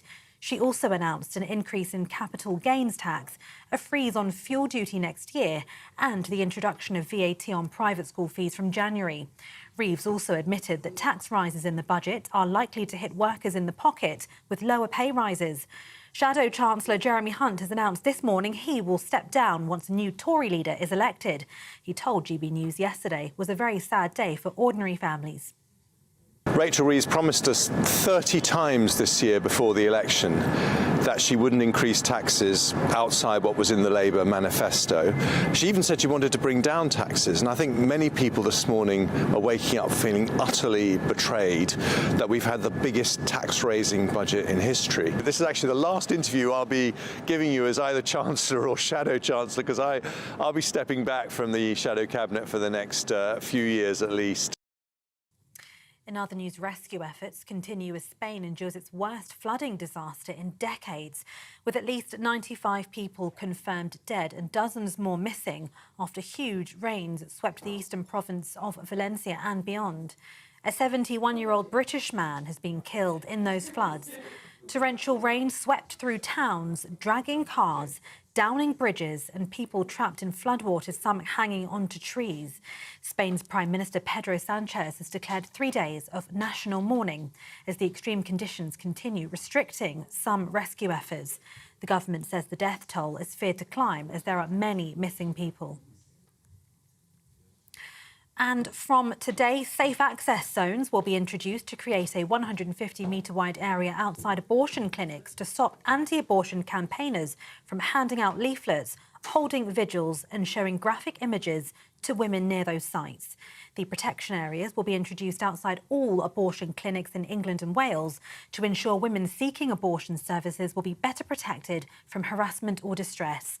The changes were made possible by the passage of a bill a year and a half ago, but the debate inside Parliament was so heated, draft guidance was produced and the measures were delayed by a public consultation. Well, to date, those boundaries come into force.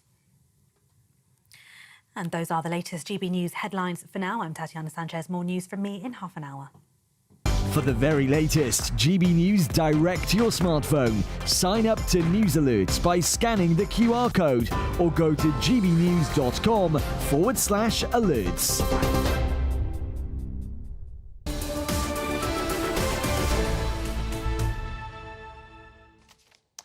Well, here at GB News, we love to hear what you think. Every day, we'll be running our poll of the day. Today, we're asking, do you feel like a winner or a loser from the budget? Well, we'll be bringing you the live results throughout the day, so please make sure you stay tuned. The final result will be announced later in Martin Daubney's show. I think I know what the answer's going to be. Yes. A very large... A landslide. Yes. So for all our latest polls, news and how to vote, you go to gbnews.com/poll. Well, still to come, we have motoring journalist Quentin Wilson joining us to talk about the freeze on fuel duty. Good news for drivers? This is Britain's Newsroom on GB News. Happy Halloween. Here's your GB News breakfast weather forecast coming to you from the Met Office. For some, there is some eerie fog around first thing this morning, but much of this will clear away, and then it is generally going to be a dry but rather cloudy day for most of us. The exception being across parts of Scotland, particularly towards the north-northwest. Here it is going to be a little bit wet, some rain pushing through, the most persistent rain for the Northern Isles. There will also be some strong gusty winds here, could be some gales in exposed spots, but elsewhere across much of the UK, like I said, staying largely dry, not a great amount of sunshine to be had, pretty cloudy but pretty mild as well, with temperatures peaking around 15 or 16 Celsius. Now, if you are heading out trick-or-treating this evening, for many it is going to stay largely dry, but still the wet weather continuing across particularly northern and western parts of Scotland. The rain not especially heavy, but it could be quite persistent at times. A drier story further east and south across Scotland and across Northern Ireland and much of England and Wales. Apart from the odd spot of drizzle, it is going to be mostly fine this evening. Some breaks in the cloud, but generally a pretty cloudy night, and so that does mean temperatures not dropping a huge amount, and so it should be pretty mild, good for not needing a coat over the top of your costume. Overnight, we are going to see rain in the north, edging a little bit further southwards across the northern half of Scotland, staying drier elsewhere and sticking with those largely cloudy skies, so that's why it's going to be a fairly mild night for many of us, although there again could be some mist and fog patches developing, particularly in the south. Any mist and fog will clear as we go through the morning, and then otherwise through tomorrow, a similar day to today for many of us, albeit a wetter story across much of Scotland as a front edges its way further southwards, breaking up as it goes though, with some colder air piling into the far north, so a chilly story in the far north of Scotland, again pretty mild elsewhere, albeit not as mild as today. Have a great Halloween. Bye-bye. The latest GB News travel. Good morning, I'm Russell Holding on the M74 from South Lanarkshire into North Lanarkshire. 2 out of 3 lanes are closed northbound at junction 5 at the Wraith interchange after an accident. It's taking around 50 minutes now in queues from junction 7 at Larkhall. The M62 in West Yorkshire is partly blocked eastbound just before junction 23 at Huddersfield, causing queues. In Conway on the A55 North Wales Expressway, the inside lanes closed eastbound where a vehicle caught fire between junctions 24A and 25 at Bottlewithen, causing queues. In Norfolk, the A11 is closed northbound from Wyndham to Heathersett after a tanker overturned, causing long delays towards Norwich. In Suffolk, the A143 is closed at Great Barton after an accident causing queues. And on the A1M in Hertfordshire, there's a lane closed southbound after an accident between junctions 8 and 7 near Stevenage, causing delays. And that's the latest. You can stay up to date throughout the day by visiting our website, gbnews.com.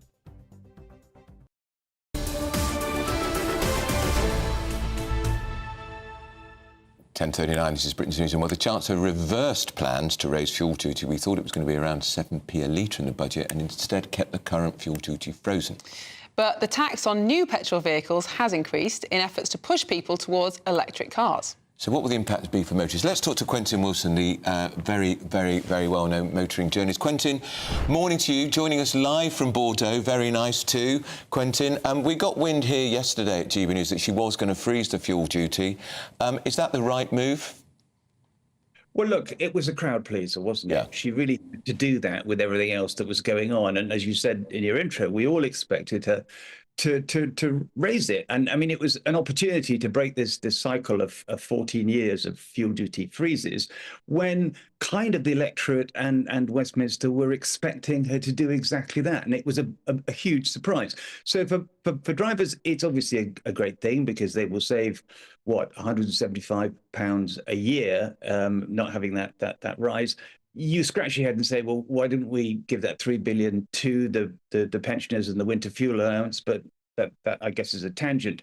What she should have said is, we're going to give you this freeze, but we want to make sure that that money that you save is passed on by fuel retailers, because the what they call the COVID cut, Sunak's 5p cut, we know that just went straight into the pockets of fuel retailers. So I would have liked her to say, you know, we need a mechanism to make sure that this saving goes directly to drivers and not fuel retailers. Well, there'll be a lot of relieved drivers this morning, but of course, we're wondering, are petrol cars going to be a thing of the past? And clearly this government is pushing people towards electric vehicles, but are they all what they're cracked up to be? Do you think there is going to be some backlash against this decision to try to push people more towards electric vehicles?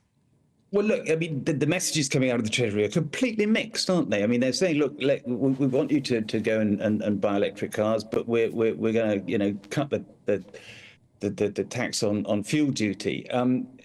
What they had to do was reform of what they know, it's called VED, vehicle excise duty, to make petrol cars more expensive to tax, especially the big polluting ones.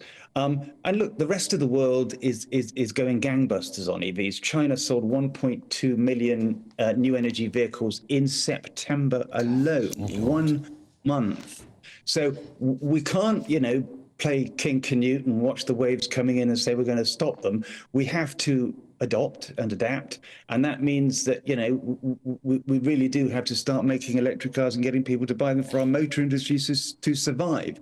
So there are 1.2 million electric cars driving around on UK roads, and they're not catching fire. The batteries aren't degrading. They work. So, you know, as a country, we have to create a new energy economy, and our motor industry has to adapt to changing global conditions because they export, what, 80% of the cars they make. But in this rush to electric cars, Quentin, we're just going to have more places where you can charge your car, and there are not enough places. And even when you are charging them, it takes too long. Well, look, it takes about 20 minutes to charge an electric car on a fast motorway charger, and then you plug it in overnight and you wake up in the morning, you've got a full battery. But she didn't really give us much in terms of charger infrastructure. What was it, 200 million? Now, the private sector is spending 6 billion on building charging infrastructure. So that's a really tiny amount of money. So if we were waiting for something really significant in the budget on electric cars, we didn't really get it. And she could have done an awful lot to make this phrase, working people, ordinary people, able to afford to both buy electric cars and charge them. That's the key issue for me that was missing in her budget.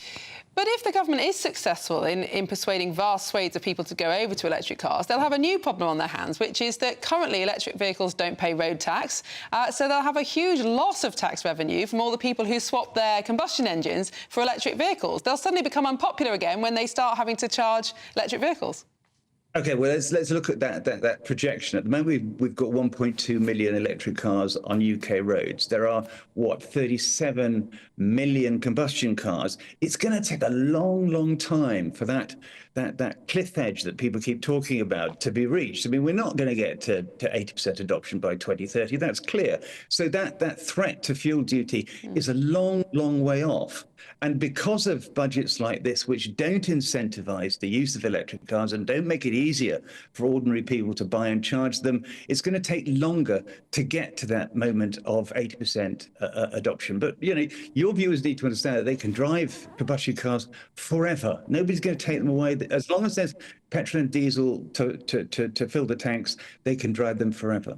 And what about you, Quentin? What do you drive these days? I drive an electric car. I'd have to, wouldn't I, really? And, I'm in London now, and I will drive back to the Midlands. I'll do it on one charge, and it'll cost me about £3, Andrew. And what about the cost of buying them, though, Quentin? Are the costs coming down? Because they are still far more expensive, aren't they, than the traditional petrol car? They are coming down, but my advice to anybody would say, look, don't necessarily buy a new one, buy a used one. And the opportunity to use the EVs are incredible. They really are. They're now, the fastest selling fuel type on Auto Trader, faster than diesel and petrol. So look at the bargains that you're getting, because other people pay the depreciation, fleets, companies. So now they are a real chance. But one nuisance that has been blamed on electric cars, or at least partially, is the increase in the number of potholes we see on our streets. Of course, electric vehicles are a lot heavier than standard cars. Do you think they're partially responsible for this? Let's look at the numbers. There are 1.3 million or 1.2 million electric cars on the roads. There are 40 million vehicles. Some of those, trucks, SUVs. Could that tiny amount of electric cars, which is 3% of the entire motoring car park, be responsible for all these big potholes? I mean, there's no data that says that electric cars are causing potholes. And if you look at the numbers, it's completely counterintuitive to assume they would. All right, well, Quentin, it's always good to talk to you. That's Quentin Wilson in praise of electric cars. Do you have an electric car? No, and I think they're amazing what they do, but I'm not a massive fan, partly because they're very expensive to buy second-hand. And I think, especially for young people wanting to buy your first car, we need a good second-hand market of cheap-to-run cars. And I haven't owned a car since 1988. You haven't? Wow. Do you live in London, then? I live in London, I'm a tube boy, bus boy. Mind you, bus fares, they're not going up in London. No. Oh, yes, of course. The rest of the country. Transport for London will keep us all in debt. Up next, what about small businesses? How are they going to survive? Because this budget does not do anything for them at all. We're going to be speaking to one of the finest chippies in Britain next. This is Britain's Newsroom, live across the UK on GB News.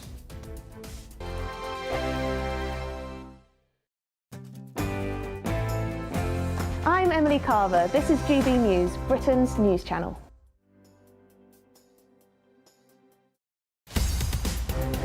In the GB Newsroom, we bring you the news as it happens. With our team of dedicated journalists across the UK, we're ready to keep you up to date with what's happening every half an hour, every single day.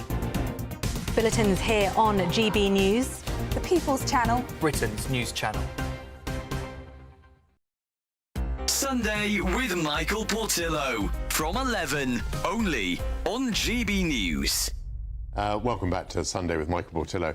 Well, drinkers have been warned about a drop in the quality of French wines after poor weather conditions hit this year's grape harvest. Winemakers across France will make 240 million fewer bottles of wine this year, the country's farming ministry said on Tuesday. So should we think of switching from French to English? I'm joined now by sommelier and founder of Inflorescence Wines, Jacinta Madison-Williams. Hello, Jacinta. Good morning. Nice to see you. First of all, let's just think about the poor French. Has this been a fairly universal weather catastrophe for France? It has. Kind of across the board, we're about 22% down on last year's crops, which is quite significant. I think it's like one of the 4 years over the last century that have been this low. So, and it's affected both quality and quantity? I would say more so quantity. There's always ways of counteracting quality. It depends if people are desperate to make wine. They can obviously push out more watered down grapes. There's been a lot of rain, if you hadn't noticed. Not only in France, we felt it here too. But lots of frost, supercell hailstorms have completely wiped out some crops. So in some cases, there's nothing to make. In other cases, it's just really watered down grapes, and you want to pick earlier to make sure you're avoiding all those rains. But I would say more so it's quantity. But saying that, France is still the biggest producer of wine in the world. It might be taken over by Spain this year, but as a consumer, don't panic. We're not going to run out of wine. And we obviously have lots of lovely wine growing here now in England. So whether we do make a little jump for a bit to English wine, but there's definitely still lots out there. GB News, the People's Channel. Nightmare commute? Kick it up a gear with GB News Radio. You can listen online and on DAB+ and on the GB News app. We're also on TuneIn and the Radio Player app. From the school run to rush hour, get revved up with GB News Radio. We are the People's Channel, Britain's news channel. I'm Tom Harwood. This is GB News, Britain's news channel.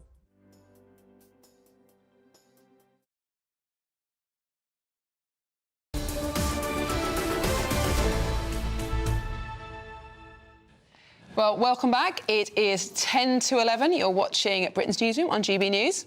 Now, the Chancellor, Rachel Reeves, has confirmed that employers will pay more national insurance from next year. The announcement was slammed by some businesses as a tax on jobs. She actually described it as a tax on jobs herself when she was in opposition, and it will see bosses paying at now 15% national insurance.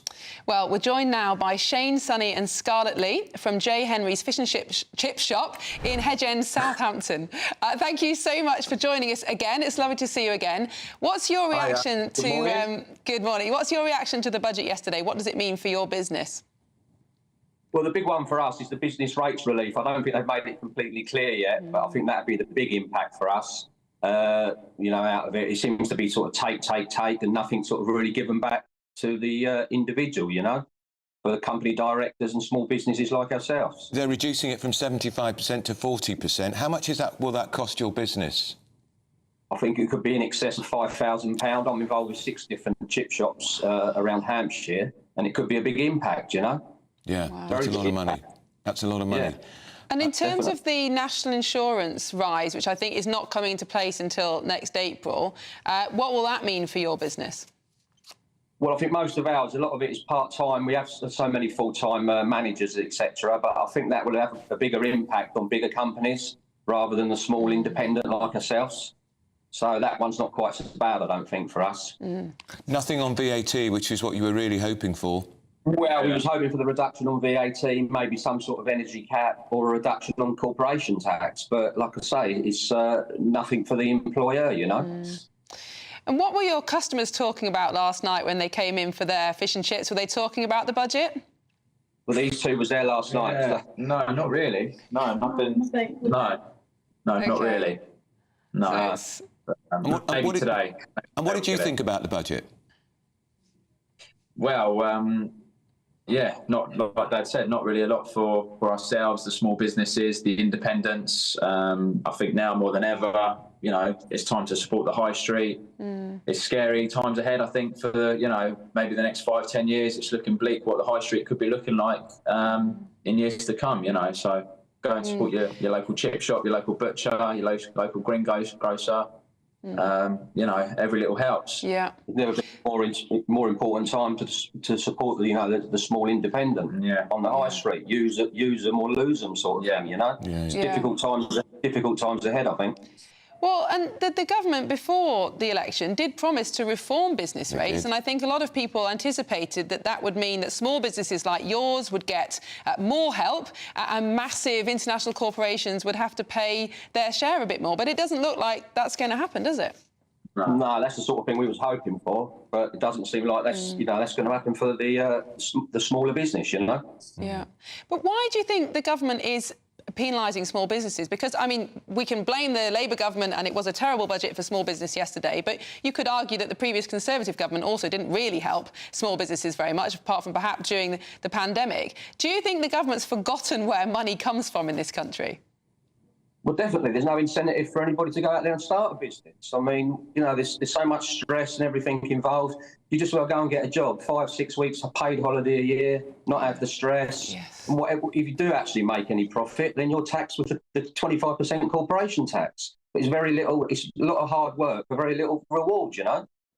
Scarlett, what about you? This was the first time we've had a woman Chancellor of the Exchequer. Did that make you proud to be a young woman? Yeah, it does make me proud. Even if you didn't like what the budget was about. Good to see a woman delivering it. Yeah, definitely. But could have had some better news for us. Absolutely, absolutely. Well, look, great to talk to you again. That's Shane, Sonny and Scarlett Lee from J. Henry's Fish and Chip Shop in Hedge End, Southampton. It is, I'm told, a local legend. Quite like to go. Yeah, we can go and report from there next GBNews time. family outing to that. There's plenty more to come. This is Britain's News, but let's get the weather.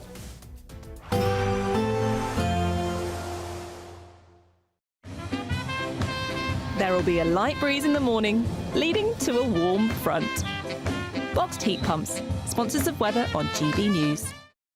Happy Halloween. Here's your GB News breakfast weather forecast coming to you from the Met Office. For some, there is some eerie fog around first thing this morning, but much of this will clear away, and then it is generally going to be a dry but rather cloudy day for most of us. The exception being across parts of Scotland, particularly towards the north-northwest. Here it is going to be a little bit wet, some rain pushing through, the most persistent rain for the Northern Isles. There will also be some strong gusty winds here, could be some gales in exposed spots, but elsewhere across much of the UK, like I said, staying largely dry, not a great amount of sunshine to be had, pretty cloudy but pretty mild as well, with temperatures peaking around 15 or 16 Celsius. Now, if you are heading out trick-or-treating this evening, for many it is going to stay largely dry, but still the wet weather continuing across particularly northern and western parts of Scotland.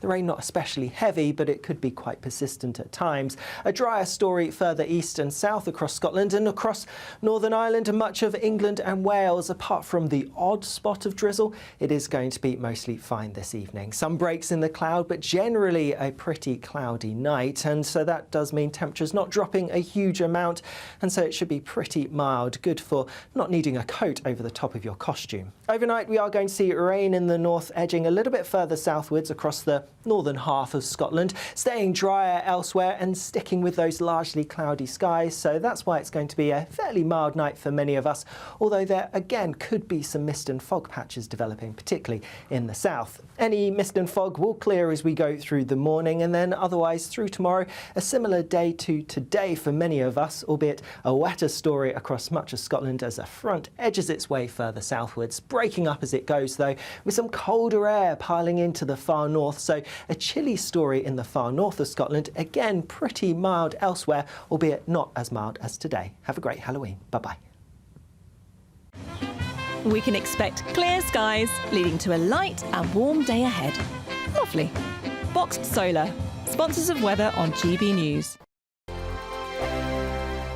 We're giving you the chance to win everything you need to celebrate the festivities. There's £20,025 in tax-free cash. There's £5,000 to spend on gifts for all the family. There's £500 to spend in your favourite supermarket. And a festively themed GB News goodie bag. We'll get it all to you in time for the big day. For your chance to win, call 0903 681 3232. Calls cost £2 plus your network access charge. Text cash to 63232. One entry costs £2 plus one standard network rate message, or text bonus to 63232. 5 entries cost £5 plus one standard network rate message. You can enter online at gbnews.com/win. Entries start from just £2, or post your name and number to GB09 PO Box 8690 Derby DE1 9TT. UK only. Entrance must be 18 or over. Lines close at 6 p.m. on the 22nd of November. Please check the closing time if listening or watching on demand. Good luck.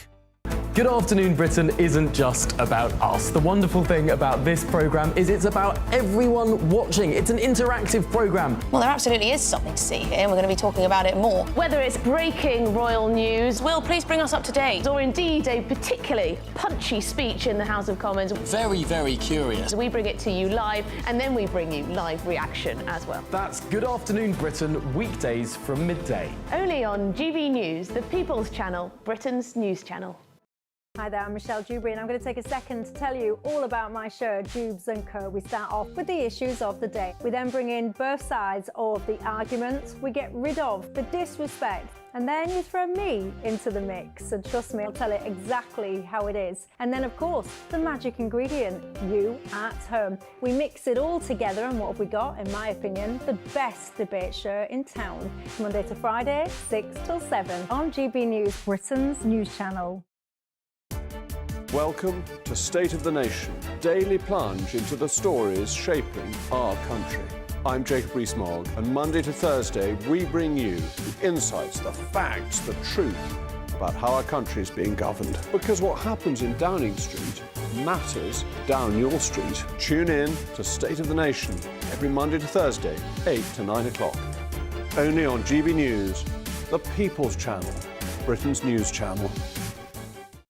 It's Patrick Christie's Tonight, and here we do things differently. It's explaining the absolute madness of this, doesn't it? It's explosive. I mean, this is very good. It's lively. 850. Your government sat there, Sean, and it did nothing. It's controversial. And the Middle East has been in turmoil since before I was born. It's everything you need to kickstart your evening. Everyone's had their Weetabix tonight. I love to see it. That's Patrick Christie's Tonight, weeknights from 9 p.m.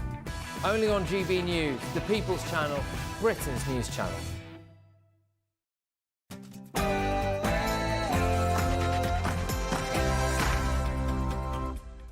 Morning, 11 a.m. on Thursday, the 31st of October, Halloween Day, live across the UK. This is Britain's Newsroom with Andrew Pearce and Miriam Cates in for Bev Turner. Well, finally, the Chancellor gave us her budget. Choices I have made today are the right choices for our country. Yes, well, all was revealed in the Chancellor's budget. National insurance tax has gone up, capital gains tax also up, inheritance tax up. But you will get a penny off your pint. Now, Conservative leader Rishi Sunak was not impressed with the budget. They have fiddled the figures. They have raised tax to record levels. They have broken their promises. And it is the working people of this country that are going to pay the price. I'm on Lennon Terrace in Stanley, County Durham, to find out what pensioners and working people here make of yesterday's budget. And Safe Access Zones, new rules to stop anti-abortion campaigners protesting outside abortion clinics in England and Wales. They come into force today. More on that to come. A British man is among the 95 people killed as flash floods have caused horror and devastation in Valencia. As this new aerial footage shows, a bridge has been wiped out by the fierce weather. Sophie Reaper has the latest. This morning, we're in the small town of Picaña on the outskirts of Valencia. The death toll is rising and destruction is everywhere, including this bridge, which was taken down by the worst flash flooding this country has seen in the last 3 decades. He does. Donald Trump took aim at President Biden after he called his supporters garbage. And there he is in a garbage can. Do take a listen to Trump. Kamala and Joe call all of us, and them, even them, garbage. I call you the heart and soul of America. You are the heart and soul. And of course, it's Halloween. We'll be speaking to the man who carved what's believed to be the biggest pumpkin in the world this year. How much do you think it weighs? And we've also got our reporter, Doogie Beattie, at Europe's biggest Halloween festival.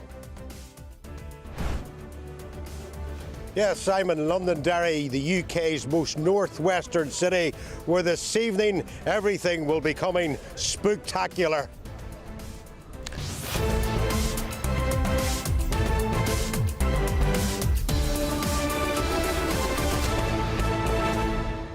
So if the kids knock on your door, do you give them a trick or a treat?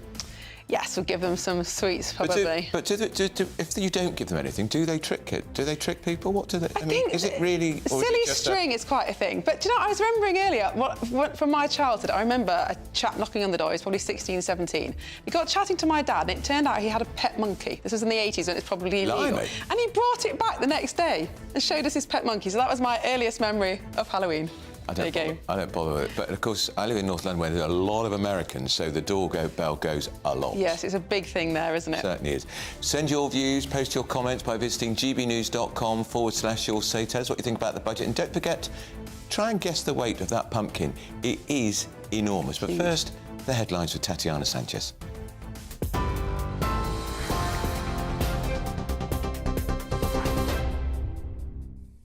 Andrew, thank you very much. The top stories. Rachel Reeves will face further questions about her budget after announcing £40 billion a year in extra taxes to pour money into schools, hospitals, transport and housing. The Chancellor is expected to make a visit related to the budget today with Sir Keir Starmer as MPs debate the measures in the Commons. Ms Reeves said Labour's first budget since 2010 would be a one-off to wipe the slate clean. But the head of the Institute for Fiscal Studies warned more tax rises could come if Labour's planned growth does not materialise. A key measure introduced by Reeves was a rise in employers' national insurance contributions to 15%. She also announced an increase in capital gains tax, a freeze on fuel duty next year, and the introduction of VAT on private school fees from January. Reeves also admitted that tax rises in the budget are likely to hit workers in the pocket with lower pay rises. Shadow Chancellor Jeremy Hunt has announced this morning he will step down once a new Tory leader is elected. He told GB News yesterday it was a very sad day for ordinary families. Rachel Reeves promised us 30 times this year before the election that she wouldn't increase taxes outside what was in the Labour manifesto. She even said she wanted to bring down taxes, and I think many people this morning are waking up feeling utterly betrayed that we've had the biggest tax-raising budget in history. This is actually the last interview I'll be giving you as either Chancellor or Shadow Chancellor, because I'll be stepping back from the Shadow Cabinet for the next few years at least. Kemi Badenoch and Robert Jenrick's race to replace Rishi Sunak as Conservative leader is nearing its end, with the member ballot closing today. One contender's declared the contest close, just hours ahead of the contest's 5 p.m. ballot deadline. The winner of the race will be announced on Saturday, almost 4 months after the general election defeat that triggered Rishi Sunak's resignation. Ahead of the ballot closing, Mr Jenrick said that we're chasing down every vote. Badenoch told GB News it wasn't a mistake not to have a Tory leader in place as such leading up to yesterday's budget, and rushing the process won't help. We did have a leader and we did hold them to account. What you are seeing is what happens when you have a Labour supermajority. There's only 120 Conservative MPs. There's over 400 Labour MPs, another 70 plus Liberal Democrats to the left of them. This is what a Labour supermajority means. It doesn't matter who the leader is if you have so many more of them. What the leader can now do in terms of what we're picking is somebody who can cut through that. Having a leader of the opposition is going to, having a leader of the opposition who can cut through is going to be the biggest difference that we could make. And the party needs to take its time to do that properly. That's what we have been doing. In other news, rescue efforts continue as Spain endures its worst flooding disaster in decades, with at least 95 people confirmed dead and dozens more missing after huge rains swept the eastern province of Valencia and beyond. A 71-year-old British man has also been killed in those floods. Torrential rain swept through towns, dragging cars, downing bridges and leaving some people trapped in the floodwaters.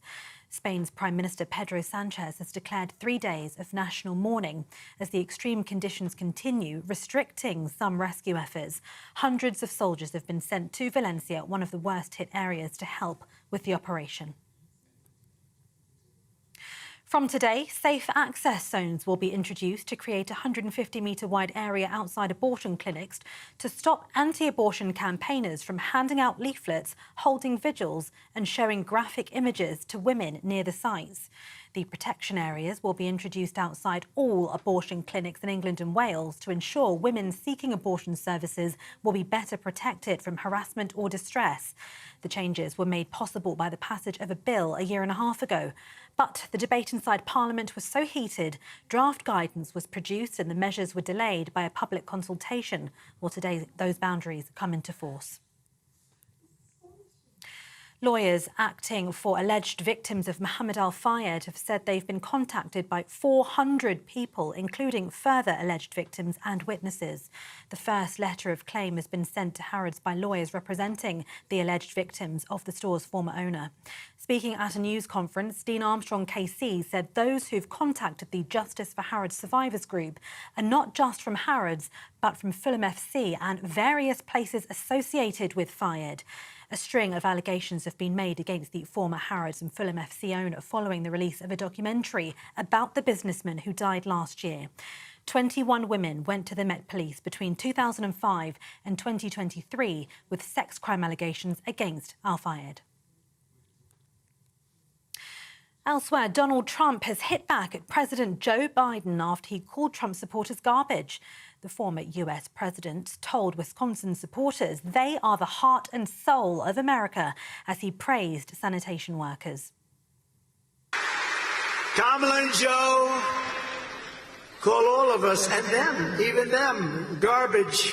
I call you the heart and soul of America. You are the heart and soul.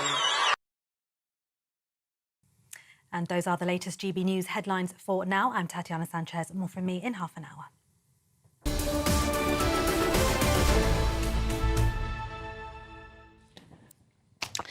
Well, welcome back. It is 9 minutes past 11. You're watching GB News Live with Andrew Pearce and me, Miriam Cates, standing in for Bev.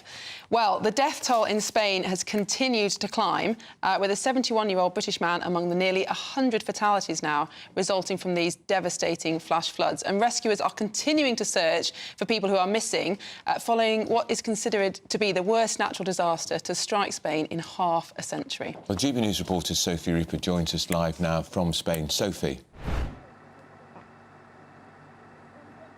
Good morning to you both. We're on the outskirts of Valencia this morning in a small town named Picaña. You can perhaps see in the distance just the skyline of Valencia and the only bridge in the town of Picaña which is still left standing. All other bridges, and perhaps you can see, have been completely wiped out. The worst flash flooding that the country of Spain has seen in the last 3 decades. As we take a look up this usual river, all of the bridges cutting off many people, many families from civilization. You can perhaps see a small mural to the right there, which we've had translated, and it just says simply, "The boys and girls of Picaña, thank you." Perhaps that's a mural done by some local school children, completely destroyed. If we then move along the line, we can see homes, businesses, usually bustling, I would imagine, in this beautiful part of Spain, completely destroyed. Roofs caved in, rubble everywhere. Now, the cleanup operation is already underway. The Civil Guard are continuing the search and rescue operation. Every now and again, we see a helicopter fly overhead as they continue to try and find people, perhaps, who were just trapped by the sheer volume of water pouring in over the past few days, coming down from the mountains. But you can see that this place is completely destroyed. People, locals, are pitching in. You can see one trolley with water and supplies to try and perhaps reach some people who are in real need. We were speaking to one resident earlier who told us that they've had no water, that they have had no electricity.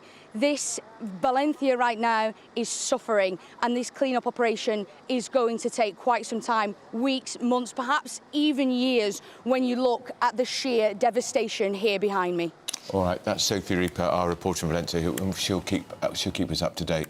That death toll 95, you always feel inevitably it's going to go even higher. Absolutely, and people missing. And there's talk that there could be more extreme weather. Yeah. More No, extreme it's a huge amount of rainfall and very, very dry ground after a very hot summer. So it had a year's huge rainfall fell in 8 hours. That's phenomenal. Extraordinary. Of course, an area many British people will know well from holidays. Now, on the budget, I just found here, this is Keir Starmer. I'm totally confident putting tax up. No income tax, no national insurance. Cabinet Office Minister Pat McFadden, we're not going to increase national insurance. June the 30th on GB News.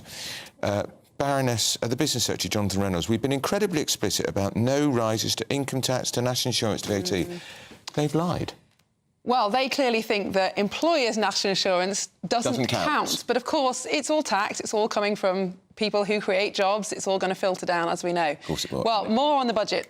Sorry, Andrew, more on the budget now. We're going to be joined by Emily Carver, who is live from County Durham and has been talking to some small businesses. Emily, thank you for joining us. Indeed. Well, I am here.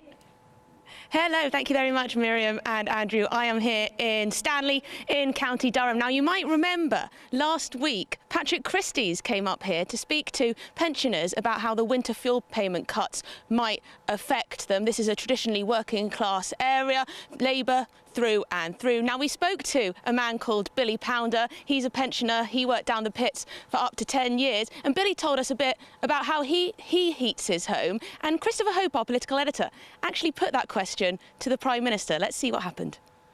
Prime Minister, thank you. On Friday in County Durham, a pensioner and former miner called Billy Pounder told GB News how he moves his heater every day from room to room to keep warm. He blamed the withdrawal of the winter fuel allowance for this. He said to us, "I wish I hadn't voted Labour." There are millions like Billy Pounder out there worried about your budget. What would you say to Billy Pounder? And was he wrong to vote for you? Well, what I would say is that I do understand the concerns that people have. I genuinely do. And that is why we are protecting the most vulnerable with pension credit and making sure that everybody who's entitled to pension credit takes up that pension credit, which obviously guarantees them the payment. But we are also fixing the foundation, stabilising the economy. And what that allows us to do is to commit absolutely to the triple lock. And that means that for millions of pensions next year, they go up by up to £475 on top of the £900 or so this year. And that's why I can say that every pensioner will be better off under a Labour government that takes the difficult decisions to stabilise the economy. OK, so that's what the Prime Minister had to say. He said he understands the concerns of people like Billy Pounder and he thinks, you know, the state pension going up will solve that issue. But I've actually decided to come back and see Billy Pounder again. Thank you very much indeed for welcoming me back into your home. We're going to sit outside, I think, or we'll stand up, actually. Should we take a seat? What do you fancy? Let's stand up. Now, Billy, last week we came to you and we talked about the winter fuel payment and how cutting that winter fuel payment was going to affect you. Now, we had this big Labour budget yesterday. Lots was announced. Was there anything in there for you, do you reckon? Not really, apart from, like, well, I'll say what to do with the miners' pension and the ordinary pension and that. Everything else is...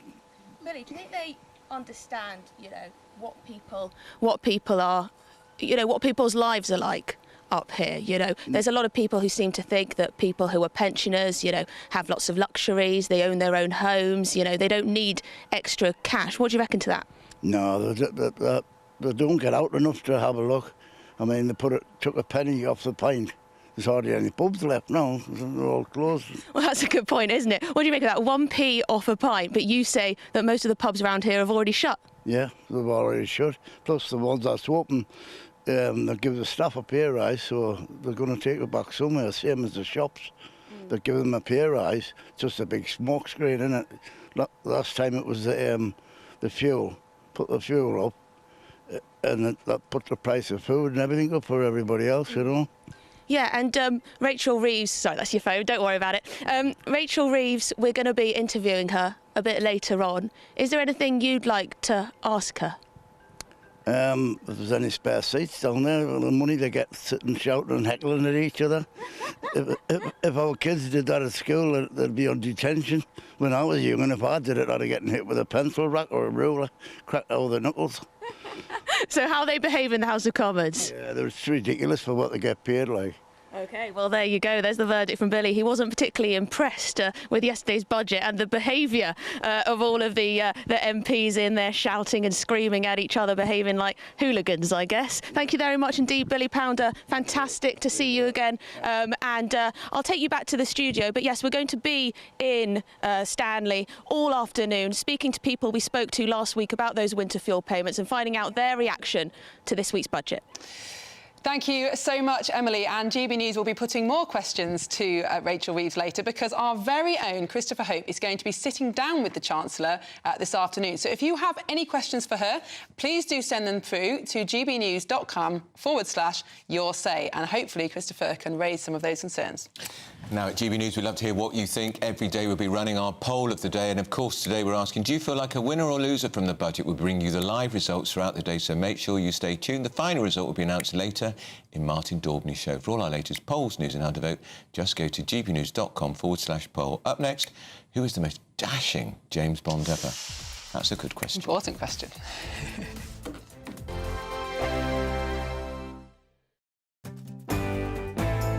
Hello there, I'm Eamon Holmes. Thank you for joining us on GB News, Britain's news channel. Join me, Nana Akwe, for an informative, interactive news programme with a difference. It's fun. No, he didn't say that, Dave. I'm so surprised. I think there's an element of truth to that. Join me from 3 p.m. every weekend, only on GB News, Britain's news channel. Sunday with Michael Portillo from 11, only on GB News. Penelope's, which is situated in the sophisticated Hotel Armano in Covent Garden, delivers punchy dishes from the executive chef Fez Ozalgan. London-born, she's of Turkish Cypriot heritage, and at the tender age of 16, she enrolled at catering college. So, lovely to see you, Fez. Welcome to the programme. Thank you. So you're now in a very prestigious position. I'm always impressed that in the world of chefing, it's possible to get to very senior positions quite young if you're good enough. Talent is rewarded, is it not? Definitely, yeah. It does take a lot of hard work, for sure. But, yes. When did you know that you wanted to be a chef? Honestly, because my parents have a cafe in Barking. And I used to go there when I was younger, in school holidays and weekends to help them. And actually, I'll be honest, I just used to really admire everyone calling my dad chef, and that's what I wanted. And what about your food inspirations? Because I believe the food that you produce now is what? Mediterranean influenced and also to some extent Middle East influenced? Yeah, and Spanish as well at Penelope's, yeah. So our concept at Penelope's, our CEO, Ariel, he is Israeli, but he grew up in Marbella. So, yeah. These are the great influences. Yeah. What have you brought here today? OK, so we have our sea bream tartare, which is a really good inspiration of both Spanish and Israeli. It's marinated with harissa, and it's served with a really nice gazpacho sauce, caviar on top. I wonder whether the camera can see that. It is the most gorgeous coloured sauce on top of my sea bream tartare. That's marvellous. GB News, the People's Channel. If you want your news to be straight talking... This is a nightmare for the Conservatives again. Down to earth. It's not just Nottingham where this is happening, is it? And most importantly, honest. Hard-working, middle-class taxpayers, they'll get their book thrown at them. Then catch me, Martin Daubney, Monday to Friday, 3 till 6 p.m. on GB News, Britain's news channel. I'm Isabel Webster. Thanks for joining us on GB News, Britain's news channel.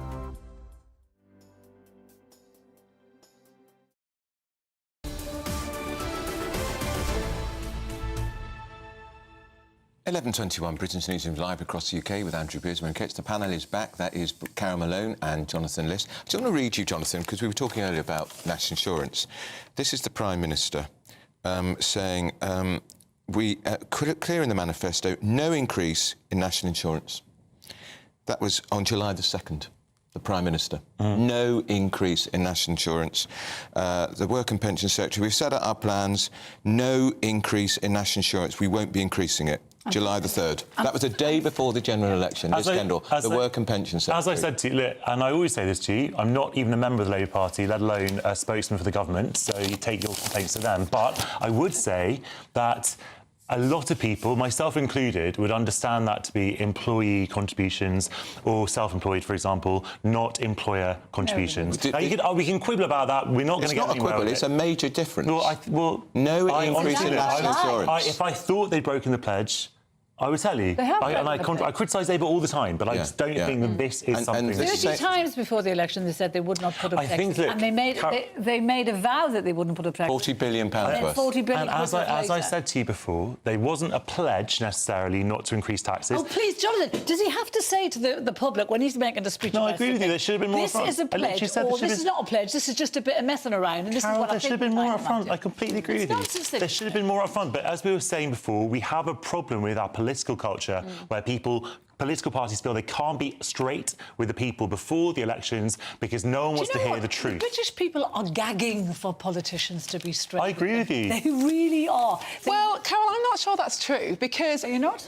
Look at the reaction to the cutting of the winter fuel allowance. Yes. Now, we could absolutely argue that wasn't in the manifesto. They've gone against pledges. But the truth is we can't afford our pension commitments. We just can't. It is bankrupting the country. Somebody, somewhere down the line, is going to have to reform pensions. You know what we can't afford? We can't afford the trillions that the public sector pensions cost us, but to actually try and cut the winter fuel allowance of this country's most vulnerable people is... But my point is that, Carol, that anybody, any political party, left or right, who said we are going to have to end public sector pensions or we are going to have to introduce some sort of insurance system to the NHS, anything that would actually change the economy, they're going to lose an election. Isn't that the problem? That people aren't actually ready for the tough choices? The problem we have now really doesn't care about the other 80% of the country. They only care about the 20% of people that they're looking after in the public sector. They mollycoddle those people and have done already. We've seen the evidence of that. They actually don't care about the rest. And we have a Prime Minister and a Chancellor who doesn't understand business. They don't know what it means. Starmer's forever saying, they're forever, bigging up their business credentials. They don't understand it. But Lord Bamford, who runs JCB, one of the most successful British companies all around the world, made the point in the Telegraph the other day, not a single member of the Cabinet has any business experience. Not a single member. That's exactly my point. What was it Thatcher said? You'll know this, Piers. She once said, the trouble with socialists is that they eventually run out of other people's money. Yes, she did. And that's what's going to happen with this government. And it's going to happen Conservatives put on taxes to their highest level since the highest since the war. Since the 1960s. But that was after COVID. Yes. Yes. Where half the country was I'm saying that when you talk about socialism, the government, Thatcher, people forget that actually Thatcher had very sky-high income tax rates until 1988, I think. Because she wanted to rid the country of the socialism. She was actually far more, and I say this as a deep critic of her, she was actually far more pragmatic than people give her credit for. And we need pragmatism in politics, and that's the problem, because there's so much... But she was a tax-cutting Prime Minister. Eventually. In the end. She had to fix a lot when she came in. But called the winter discontent. Talking about fixing things, so earlier, Jonathan, you mentioned that this country is very much underinvested in. We do need more investment. And one of the things that the Chancellor has promised is £100 billion of investment. But recent years have shown that the government, Whitehall, is completely incapable of delivering infrastructure investment like HS2. So how on earth is the government going to turn this £100 billion into proper investment? Wouldn't it be better to reduce regulation, reduce tax, incentivise the private sector to invest instead? I think that you can do both those things. And I'm always sceptical when people talk about reducing regulations, because whenever there's a major disaster, we also saw what are the regulations that are in place. Now, obviously, after Grenfell, we were talking about regulations and sort of whether the coalition government had any role in reducing regulations that might have kept people safer. So I think that we definitely need regulations, and we also need long-term infrastructure, and also we need the private sector to be involved in that. And the government had an investment summit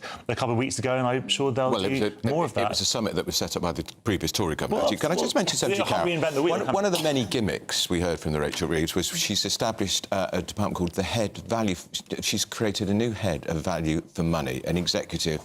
the person she's put in charge was in charge of the restoration of Parliament, which spun billions of pounds out of control, and also sits on the board of HS2, which I think has tripled in cost, and they haven't even built half of it. This is the man she's put in charge of it. I mean, what does he know about value for money? But that's the point. Nothing. This is the point about her. I don't think she knows anything. It's called David Goldstone, CBE. Yeah, but I mean, this is just typical of Labour. This is absolutely... It's a joke. Everything that we're talking about was inherited from the Conservatives. She put him in charge. He also was in charge, a big executive at the Department of Ministry of Defence. The Ministry of Defence procurement budget is way out of control. We really need to sort out planning in this country. I think someone said that the planning for the Thames Tunnel, the new Thames Tunnel, stretched to sort of tens of thousands of pages, and Norway managed to build a tunnel for the same price that we've actually spent just planning it.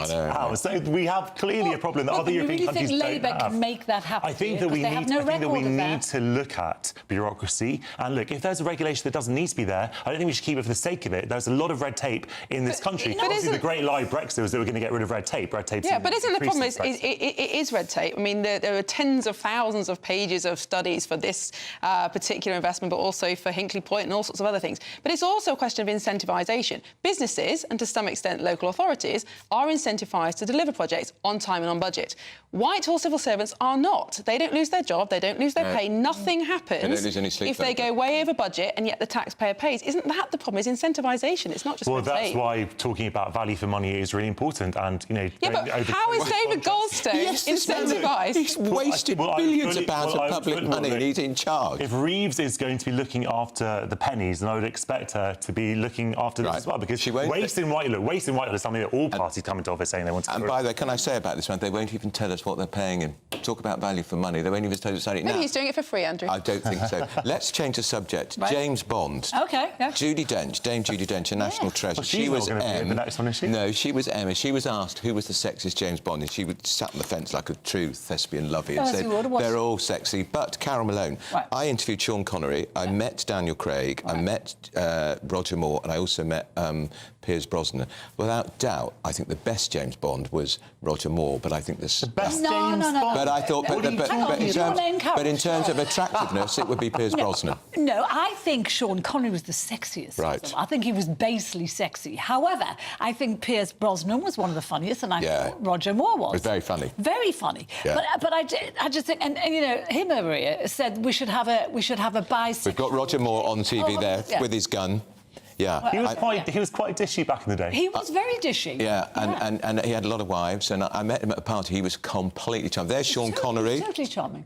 No, he's a sexy. Miriam, what are you saying here? You're being very... I think you've got... Well, I'm going to make an Craig equalities point. I do think Daniel Craig is a very good James Bond. I'm going to make an equalities point, which is that we can all sit here and talk about who is the sexiest James Bond, but if he was a woman, if it was a female character, would it be acceptable? This is a bit... I think it's an important point. Everyone. Why not? The opposite. Equalities point, because this is a fun franchise. It is. Yeah. This is not making points. And read Daniel Craig. Look, old turn of face. He was too boring. He was just... I thought he was so unattractive. Yeah, I didn't. I thought he made James Bond too serious too. Yes, well, exactly. It was a gritty reboot. He became sort of... When he became have a bisexual Bond. When he became James Bond, a lot of us... Should not, because the people who go to see James Bond, the men go for the action, the women go for the guys. It doesn't work if the guy is bisexual. Yeah. You're missing out on the Can I just tell you a Daniel Craig story? When he was unveiled as the new James Bond, a lot of hacks went to meet him, and he crossed the River Thames. Daniel Craig. In like a dinghy, and he had a life jacket on, and I said to him, it's not very James Bond, is it? I mean, you're only crossing the blooming River Thames. It's only 30 seconds. He's gone mad. Even James Bond has to buy. Are you saying I shouldn't wear a life jacket? I said, well, I've never seen James Bond wearing a life jacket. He had a complete sense of humour bypass. Yes. He did not think it was funny at all, and I thought, he doesn't get James Bond. And he took the humour out of James Bond. He made it a very... He did. Yes, he did. He was so funny. And they made a big thing about the fact he cried on his last one over a lost... Which went on for about 3 hours, that last It has changed with the times, though, hasn't it? It has changed with the times. But it's got to stay. stay male I and agree. heterosexual. I agree. None of your woke rubbish. Ian Fleming created a heterosexual man who liked to woo women. Stephen, don't you remember that scene with Javier Bardem? I do. Daniel Craig. Daniel. That was kind of ironic, though. Daniel What are you Craig's saying? James Bond had definitely known the touch. What are you from that. saying about 100%. that scene? On that point, it is time now for the headlines with Tatiana Sanchez. I'm sure she has strong views on James Bond.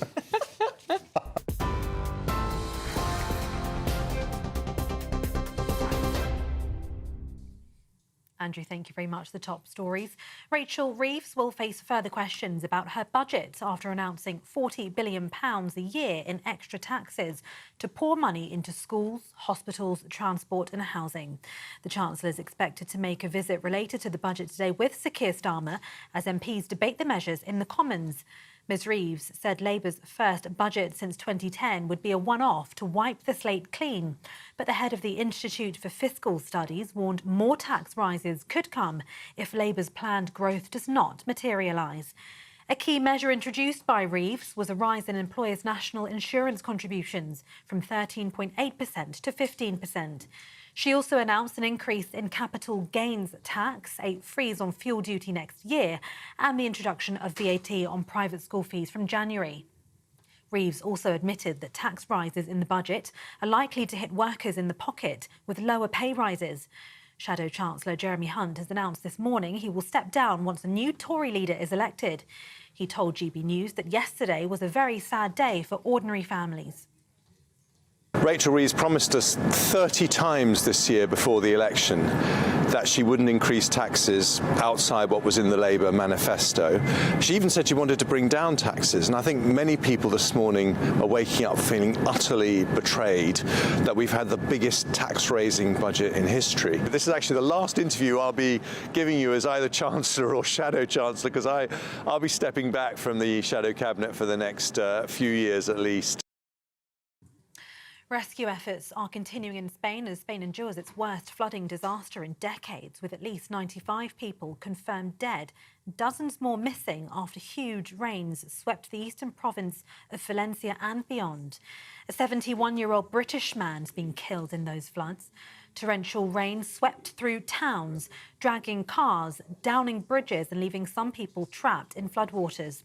Spain's Prime Minister Pedro Sanchez has declared 3 days of national mourning as the extreme conditions continue, restricting some rescue efforts. Hundreds of soldiers have been sent to Valencia, one of the worst-hit areas, to help with the operation.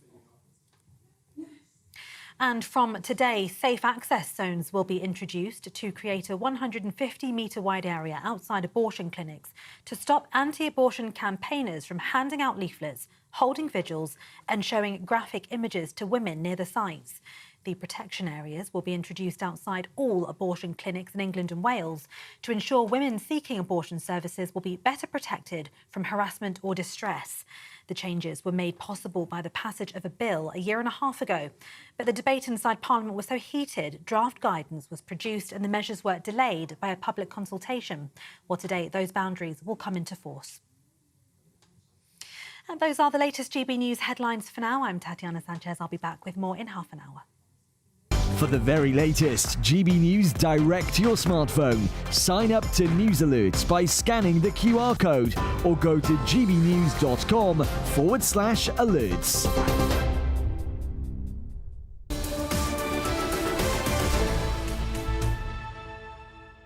Afternoon, good afternoon, Britain, with Tom, who's in the studio. And Emily's in the northeast. She is. She's talking to people who are affected by this big red book, the budget, the first Labour budget in 14 years. We're going to be going over what is in it, what it means for all of us, but also we're going to be talking to some of the people that inputted to it. The Health Secretary, Wes Streeting, is going to be on the show at 12. The biggest single beneficiary of all of the tax and spend changes in this budget is the NHS. It's getting around £25 billion extra over the course of the next 2 years.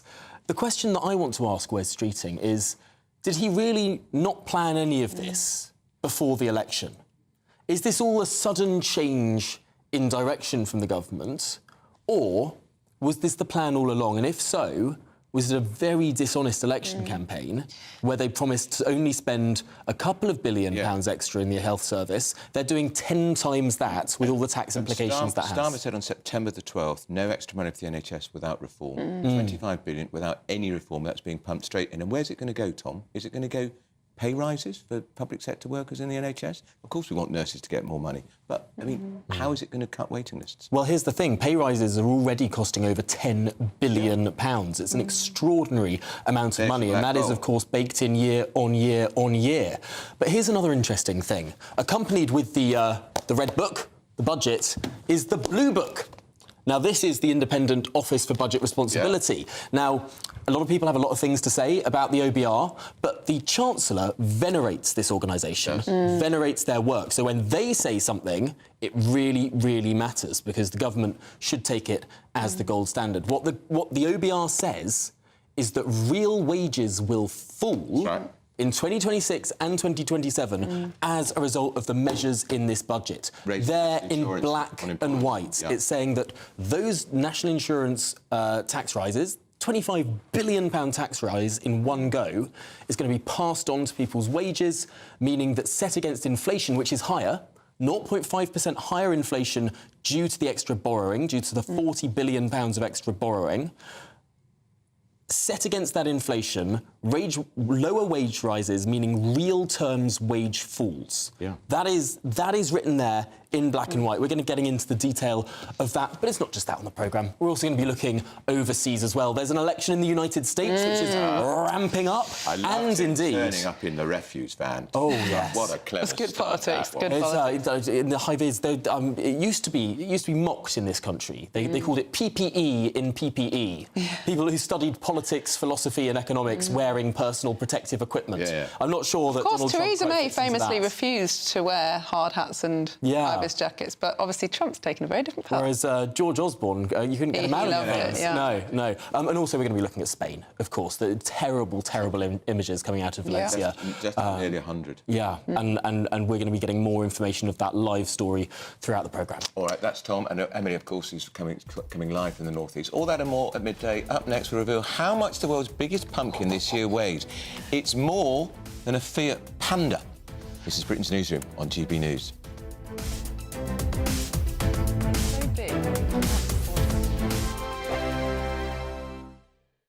Hi there, welcome along to the latest update from the Met Office for GB News. Once again, a rather cloudy picture for most of us today. Some bright spells possible, the far northeast, and also one or two further south under an area of higher pressure. But on the northern flank of that high, tightly packed isobars, strengthening winds, and a weather front bringing some outbreaks of rain, mostly to Shetland through the afternoon, but some spots of rain for Orkney, and generally damp weather to the south of that for northwest Scotland. A lot of low cloud here. The cloud breaking up well to the east of the hills in Scotland and for northeast England. One or two cloud breaks further south. Temperatures reaching 15 to 16 Celsius. But for the vast majority, it is good to stay cloudy during the rest of the day. Although for the southern half of the UK, it's dry, it's calm, it's pleasant enough. For the northern half of the UK, it's windy, especially for the north and northwest of Scotland, with those winds driving spells of rain into the north and northwest. And we're going to see some fairly strong wind gusts for eastern Scotland and northeast England as well as the wind bounces over the hills. But further south, those winds light. And where we do see some cloud breaks overnight for parts of Wales and the southwest of England, for example, well, temperatures will fall away and we'll see a few mist and fog patches forming. But for the vast majority, it stays cloudy and it's going to stay wet and windy in the far north and northwest of Scotland. The rain tending to sink ever so slowly south into the mainland of Scotland. And it's going to be a mild night wherever you are, whether you've got the cloud and rain or any fog patches that we start the day with on Friday. But actually, any fog doesn't last long. It's mostly another grey day across the country. Again, a few breaks in the cloud, a few brighter spells possible here and there, more especially the far north later as the rain clears south, but it stays breezy and it's going to feel colder in the far north, mild elsewhere. Good Afternoon Britain isn't just about us. The wonderful thing about this programme is it's about everyone watching. It's an interactive programme. Well, there absolutely is something to see here, and we're going to be talking about it more. Whether it's breaking royal news, Will, please bring us up to date, or indeed a particularly punchy speech in the House of Commons. Very, very curious. We bring it to you live, and then we bring you live reaction as well. That's Good Afternoon Britain, weekdays from midday. Only on GB News, the People's Channel, Britain's news channel. Hi there, I'm Michelle Dewberry and I'm going to take a second to tell you all about my show, Dubes & Co. We start off with the issues of the day. We then bring in both sides of the arguments. We get rid of the disrespect. And then you throw me into the mix. And trust me, I'll tell it exactly how it is. And then, of course, the magic ingredient, you at home. We mix it all together and what have we got, in my opinion, the best debate show in town. Monday to Friday, 6 till 7 on GB News, Britain's news channel.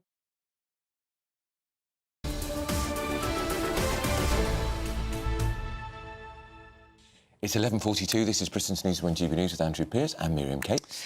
Well, today, Londonderry in Northern Ireland is hosting Europe's biggest Halloween festival, which is attracting around 100,000 visitors.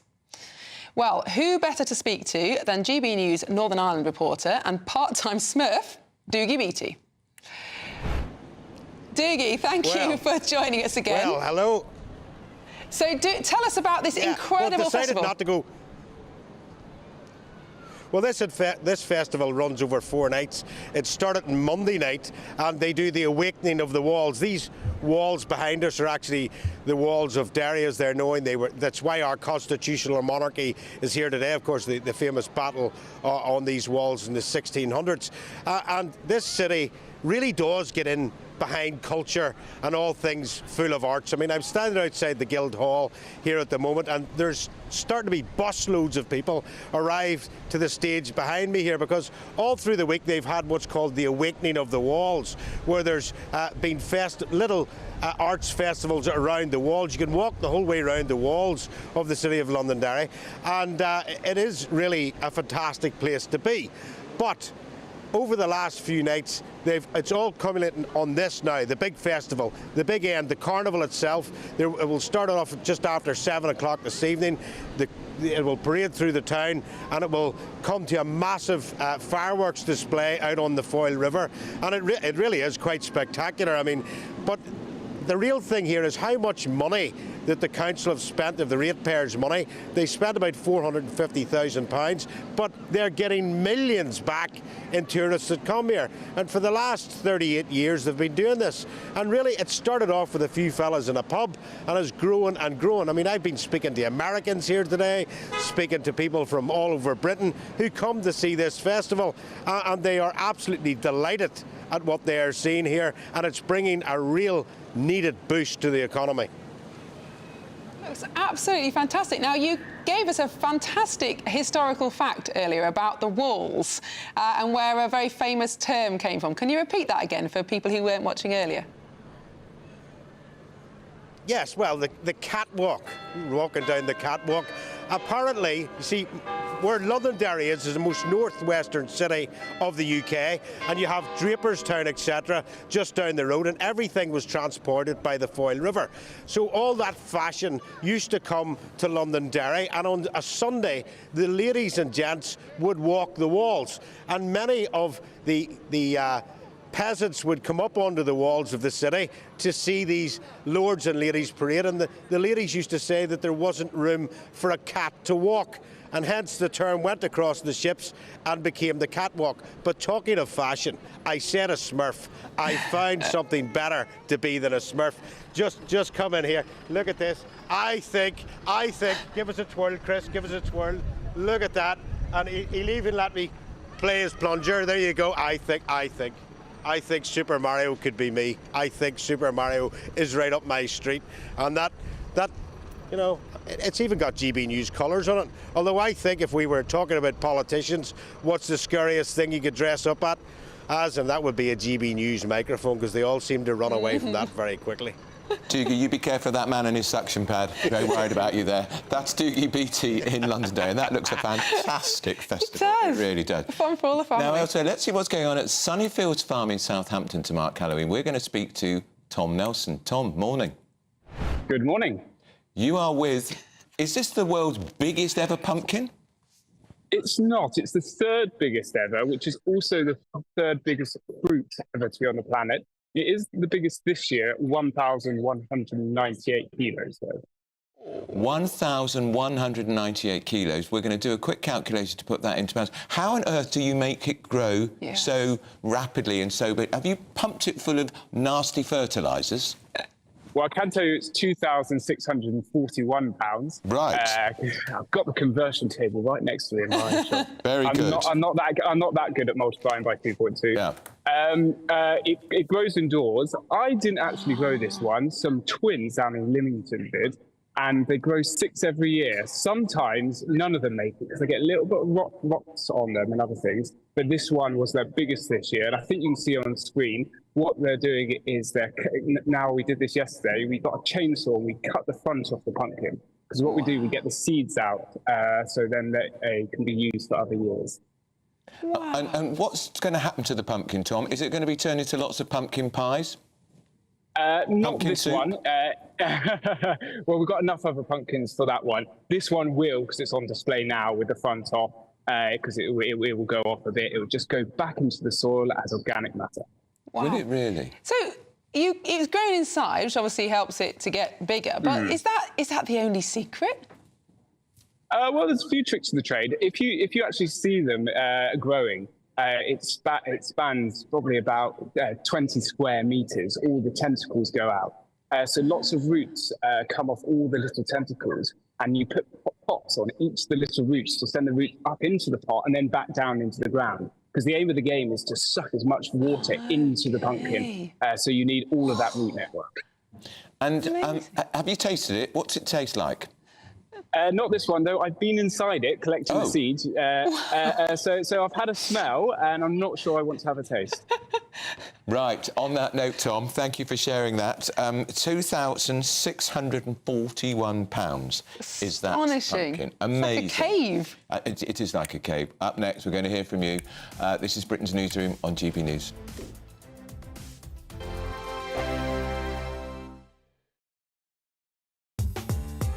I'm Christopher Hope. From pop stars to politicians, I'll interview anybody in a pub who's got a political opinion. Join me every Friday on Spotify, Apple Podcasts, YouTube or gbnews.com, or wherever you get your podcasts. This is GB News, the People's Channel. This is GB News, Britain's news channel. Tell us about this film, because it's obviously come from your own experiences. We wanted to create something for the entertainment industry that wasn't just another kind of dull documentary. I mean, some of them are brilliant, they're very informative, but you kind of leave a bit bewildered and a little bit kind of flat.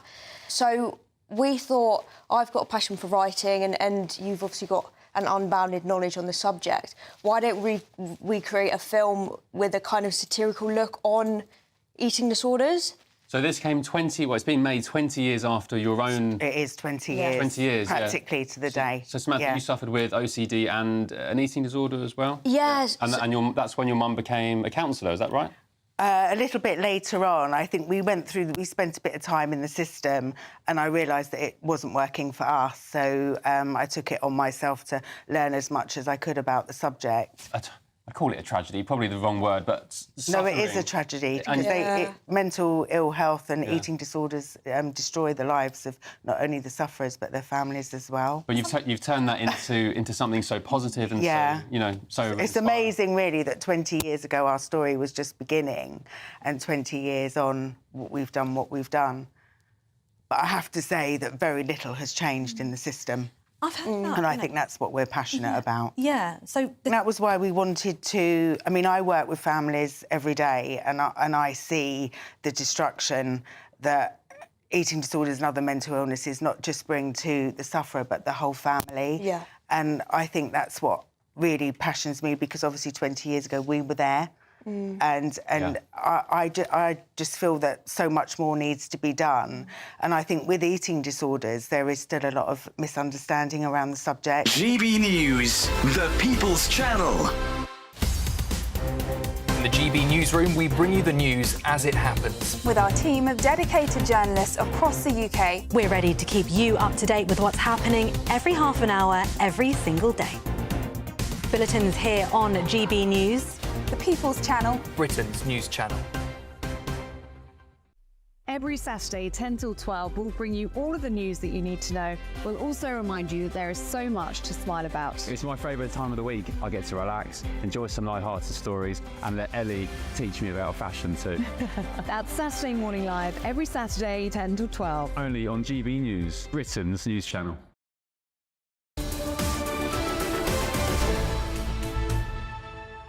Emails, texts and all coming in. Mike says the best Bond was Russ Abbott. Basildon Bond, pure gold. That was a very funny moment, actually. We've got lots of emails about the budget and also quite a lot about pensions. June says £409. It's just £7 a week in April for next year for pensioners. With council tax, rent, water going up next year, all is gone. I mean, I think that's the point. As long as inflation carries on going up higher than people's wages, or at least as high as people's wages, then everybody loses out. And Sid echoes a view I had. He said, I had to laugh at the silly Labour benches applauding a 1p off beer announcement. The budget will put up beer, not reduce it. The hospitality industry has been hit hardest again by the increase in minimum wage and employers' national insurance contribution, and, of course, as we heard, the reducing the relief on business rates. I thought, what are they cheering for? 1p? It's patronising 1p off a pint. Maybe they think that's going to be popular. And, of course, it always is, you know, supporting pubs, but I think Monica's got the right idea. Investment is only investment if there's a return on your investment. In the case of this, it's just throwing money at things without return, I fear, and that's what we were talking about earlier, wasn't it? The government might be spending all this money, but actually what is going to come back? And it's not just this government's fault. Previous governments have struggled to build trains and homes, etc. Now, next time I'm on air, on Monday, we will have a new Tory leader. Because the result will be announced at 11 o'clock on Saturday. I know you all can't wait, you're so breathless with excitement over the outcome. Who do you think's going to win? Well, I think the polling suggests that Kemi Badenoch will probably win, but it's very difficult to poll Conservative members. There aren't that many of them, for a start. We don't know what the turnout's going to be, so I don't know. I think it's wide open. I bumped into Robert Jenrick the other day, and he said he thinks it's too close to call. That was a diplomatic answer. I have no idea. I'm not going to make a prediction because I thought James Cleverly was going to be in the last two, and I got that wrong, didn't I? So, well, I fear whatever happens, it's going to be completely overshadowed by the US election, which, of course, is very exciting. So why have they timed it then? It's absolutely ridiculous. Well, that's it from Britain's Newsroom. It's been a joy working with Miriam Case. I think we're going to see a lot more of you on GB News, aren't we? I hope so, but it's been lovely to work with you, Andrew. Lovely. Up next, Good Afternoon Britain with Tom and Emily. See you soon. Huge show here on Good Afternoon Britain, live from midday. Emily Carver will be in County Durham for us, talking to people affected by the budget. We'll also have Tory leadership contender Robert Jenrick live here in the studio, and Health Secretary Wes Streeting quizzed over all things budget. We're going to be live in Valencia as well, looking at the horrific aftermath of those floods, and we're going to be talking to some farmers who feel they're very negatively affected by the budget. It's all happening, it's all here. Good Afternoon Britain, live on GB News, 12 till 3, straight after your weather.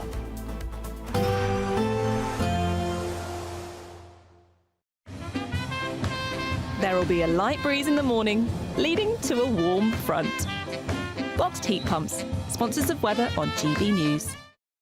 Hi there, welcome along to the latest update from the Met Office for GB News. Once again, a rather cloudy picture for most of us today. Some bright spells possible, the far northeast, and also one or two further south under an area of higher pressure. But on the northern flank of that high, tightly packed isobars, strengthening winds, and a weather front bringing some outbreaks of rain, mostly to Shetland through the afternoon, but some spots of rain for Orkney, and generally damp weather to the south of that for northwest Scotland. A lot of low cloud here. The cloud breaking up well to the east of the hills in Scotland and for northeast England. One or two cloud breaks further south. Temperatures reaching 15 to 16 Celsius. But for the vast majority, it is good to stay cloudy during the rest of the day. Although for the southern half of the UK, it's dry, it's calm, it's pleasant enough. For the northern half of the UK, it's windy, especially for the north and northwest of Scotland, with those winds driving spells of rain into the north and northwest. And we're going to see some fairly strong wind gusts for eastern Scotland, northeast England, as well as the wind bounces over the hills. but further south, those winds light. And where we do see some cloud breaks overnight, for parts of Wales and the southwest of England, for example, well, temperatures will fall away and we'll see a few mist and fog patches forming. But for the vast majority, it stays cloudy and it's going to stay wet and windy in the far north and northwest of Scotland. The rain tending to sink ever so slowly south into the mainland of Scotland. And it's going to be a mild night wherever you are, whether you've got the cloud and rain or any fog patches that we start the day with on Friday. But actually, any fog doesn't last long. It's mostly another grey day across the country.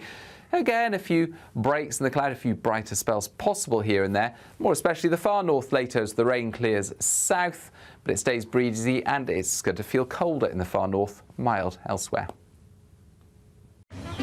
We can expect clear skies, leading to a light and warm day ahead. Lovely. Boxed Solar, sponsors of weather on GB News. We could be delivering the perfect Christmas to you this year.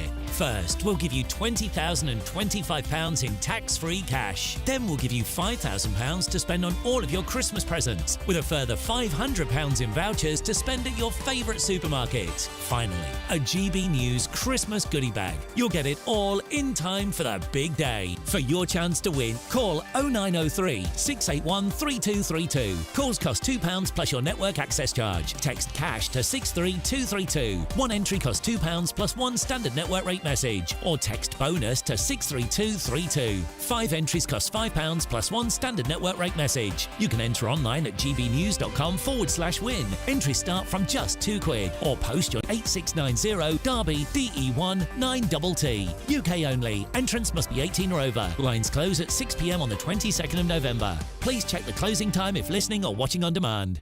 Why go out on a Friday night when Friday night comes straight to your home? Talking about? Join me and my A-team of top pundits. Chemistry tonight is electric. As we tackle the big stories of the day with wit, insight and fearless energy.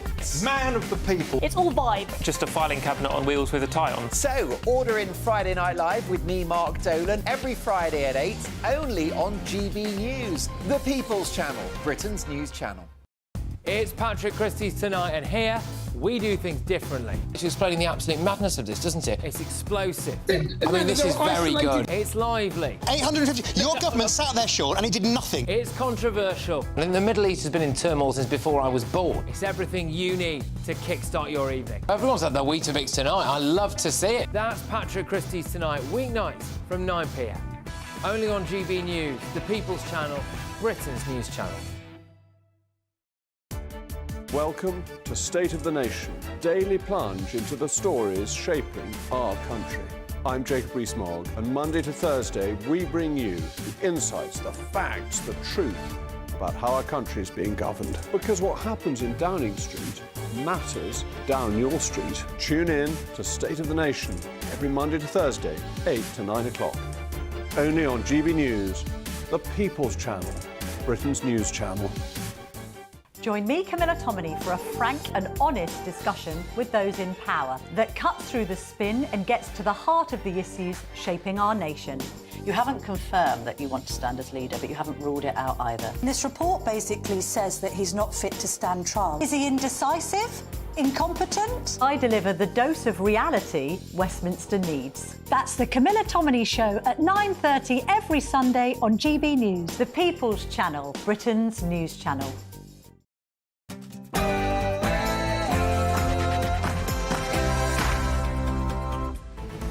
Good afternoon, Britain. It's 12 o'clock on Friday, the 31st of October. I'm Tom Harwood. And I'm Emily Carver, and I am here on Keir Hardie Avenue in Stanley in County Durham to find out what people here make of the budget. And the Health Secretary, Wes Streeting, will join us live here on Good Afternoon Britain to answer your questions on the budget, tax, and what it all means for the NHS. Plus, at least 95 people has been killed after flash flooding swept large areas of Spain, with a major rescue effort underway to find the large numbers of people still missing. We're on the scene, live.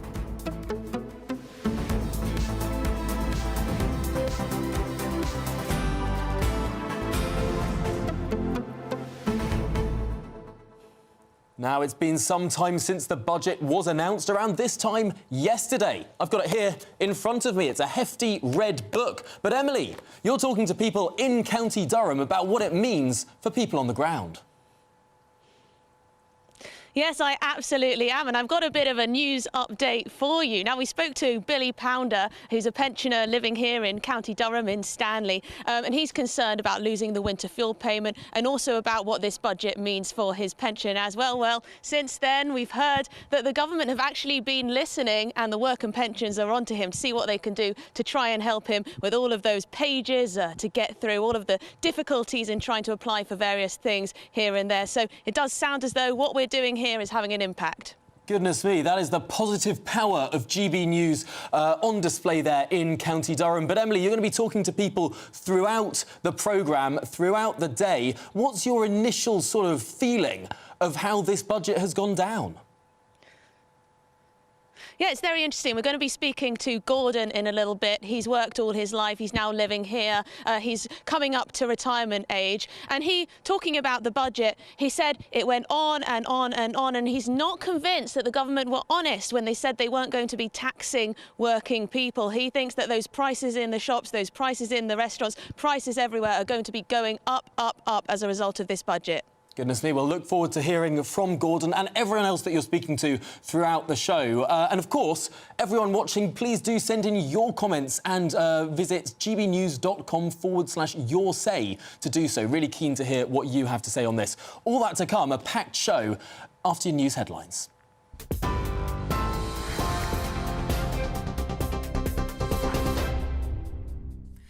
Tom, thank you. The top stories. Well, Rachel Reeves will face further questions about her budget after announcing £40 billion a year in extra taxes to pour money into schools, hospitals, transport and housing. The Chancellor is expected to make a visit related to the budget today with Sir Keir Starmer as MPs debate the measures in the Commons. Ms Reeves said Labour's first budget since 2010 would be a one-off to wipe the slate clean. But the head of the Institute for Fiscal Studies warned more tax rises could come if Labour's planned growth does not materialise. A key measure introduced by Reeves was a rise in employers' national insurance contributions to 15%. She also announced an increase in capital gains tax, a freeze on fuel duty next year, and the introduction of VAT on private school fees from January. Reeves also admitted that tax rises in the budget are likely to hit workers in the pocket with lower pay rises. Shadow Chancellor Jeremy Hunt has announced today, this morning, he will step down once a new Tory leader is elected. He told GB News yesterday was a very sad day for ordinary families. Rachel Reeves promised us 30 times this year before the election that she wouldn't increase taxes outside what was in the Labour manifesto. She even said she wanted to bring down taxes, and I think many people this morning are waking up feeling utterly betrayed that we've had the biggest tax-raising budget in history. This is actually the last interview I'll be giving you as either Chancellor or Shadow Chancellor, because I'll be stepping back from the Shadow Cabinet for the next few years at least. Elsewhere, rescue efforts continue in Spain as Spain endures its worst flooding disaster in decades, with at least 95 people confirmed dead and dozens more missing after huge rains swept the eastern province of Valencia and beyond. A 71-year-old British man has also been killed in those floods. Torrential rain swept through towns, dragging cars, downing bridges and leaving people trapped in floodwaters, some hanging onto trees. Spain's Prime Minister Pedro Sanchez has declared 3 days of national mourning as the extreme conditions continue, restricting some rescue efforts. The government says the death toll is feared to climb as there are many missing people. And from today, safe access zones will be introduced to create a 150-metre wide area outside abortion clinics to stop anti-graphic images to women near the sites. The protection areas will be introduced outside all abortion clinics in England and Wales to ensure women seeking abortion services will be better protected from harassment or distress. The changes were made possible by the passage of a bill a year and a half ago, but the debate inside Parliament was so heated, draft guidance was produced and the measures were delayed by a public consultation. Well, today, those boundaries come into force. And those are the latest GB News headlines for now. More news from me in half an hour.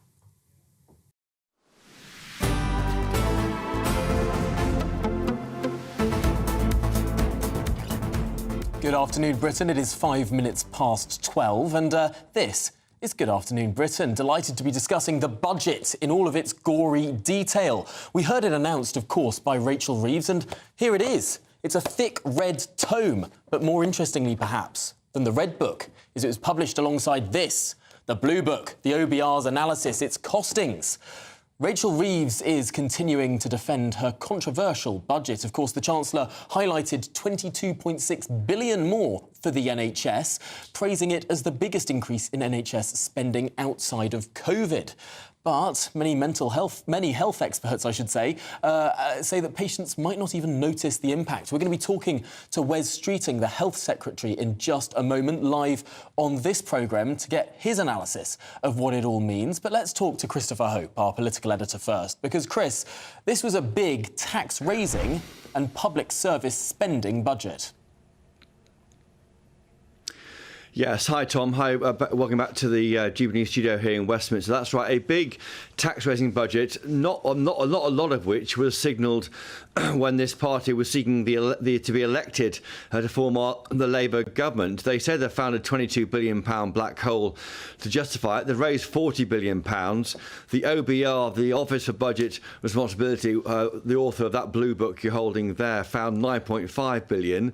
We'll try and find out from Rachel Reeves later where the extra money comes from, where the extra black hole is. It may come from $11 billion on infected blood scandal compensation and maybe money for the post office, but that so far hasn't been set out by this government. Certainly the OBR haven't really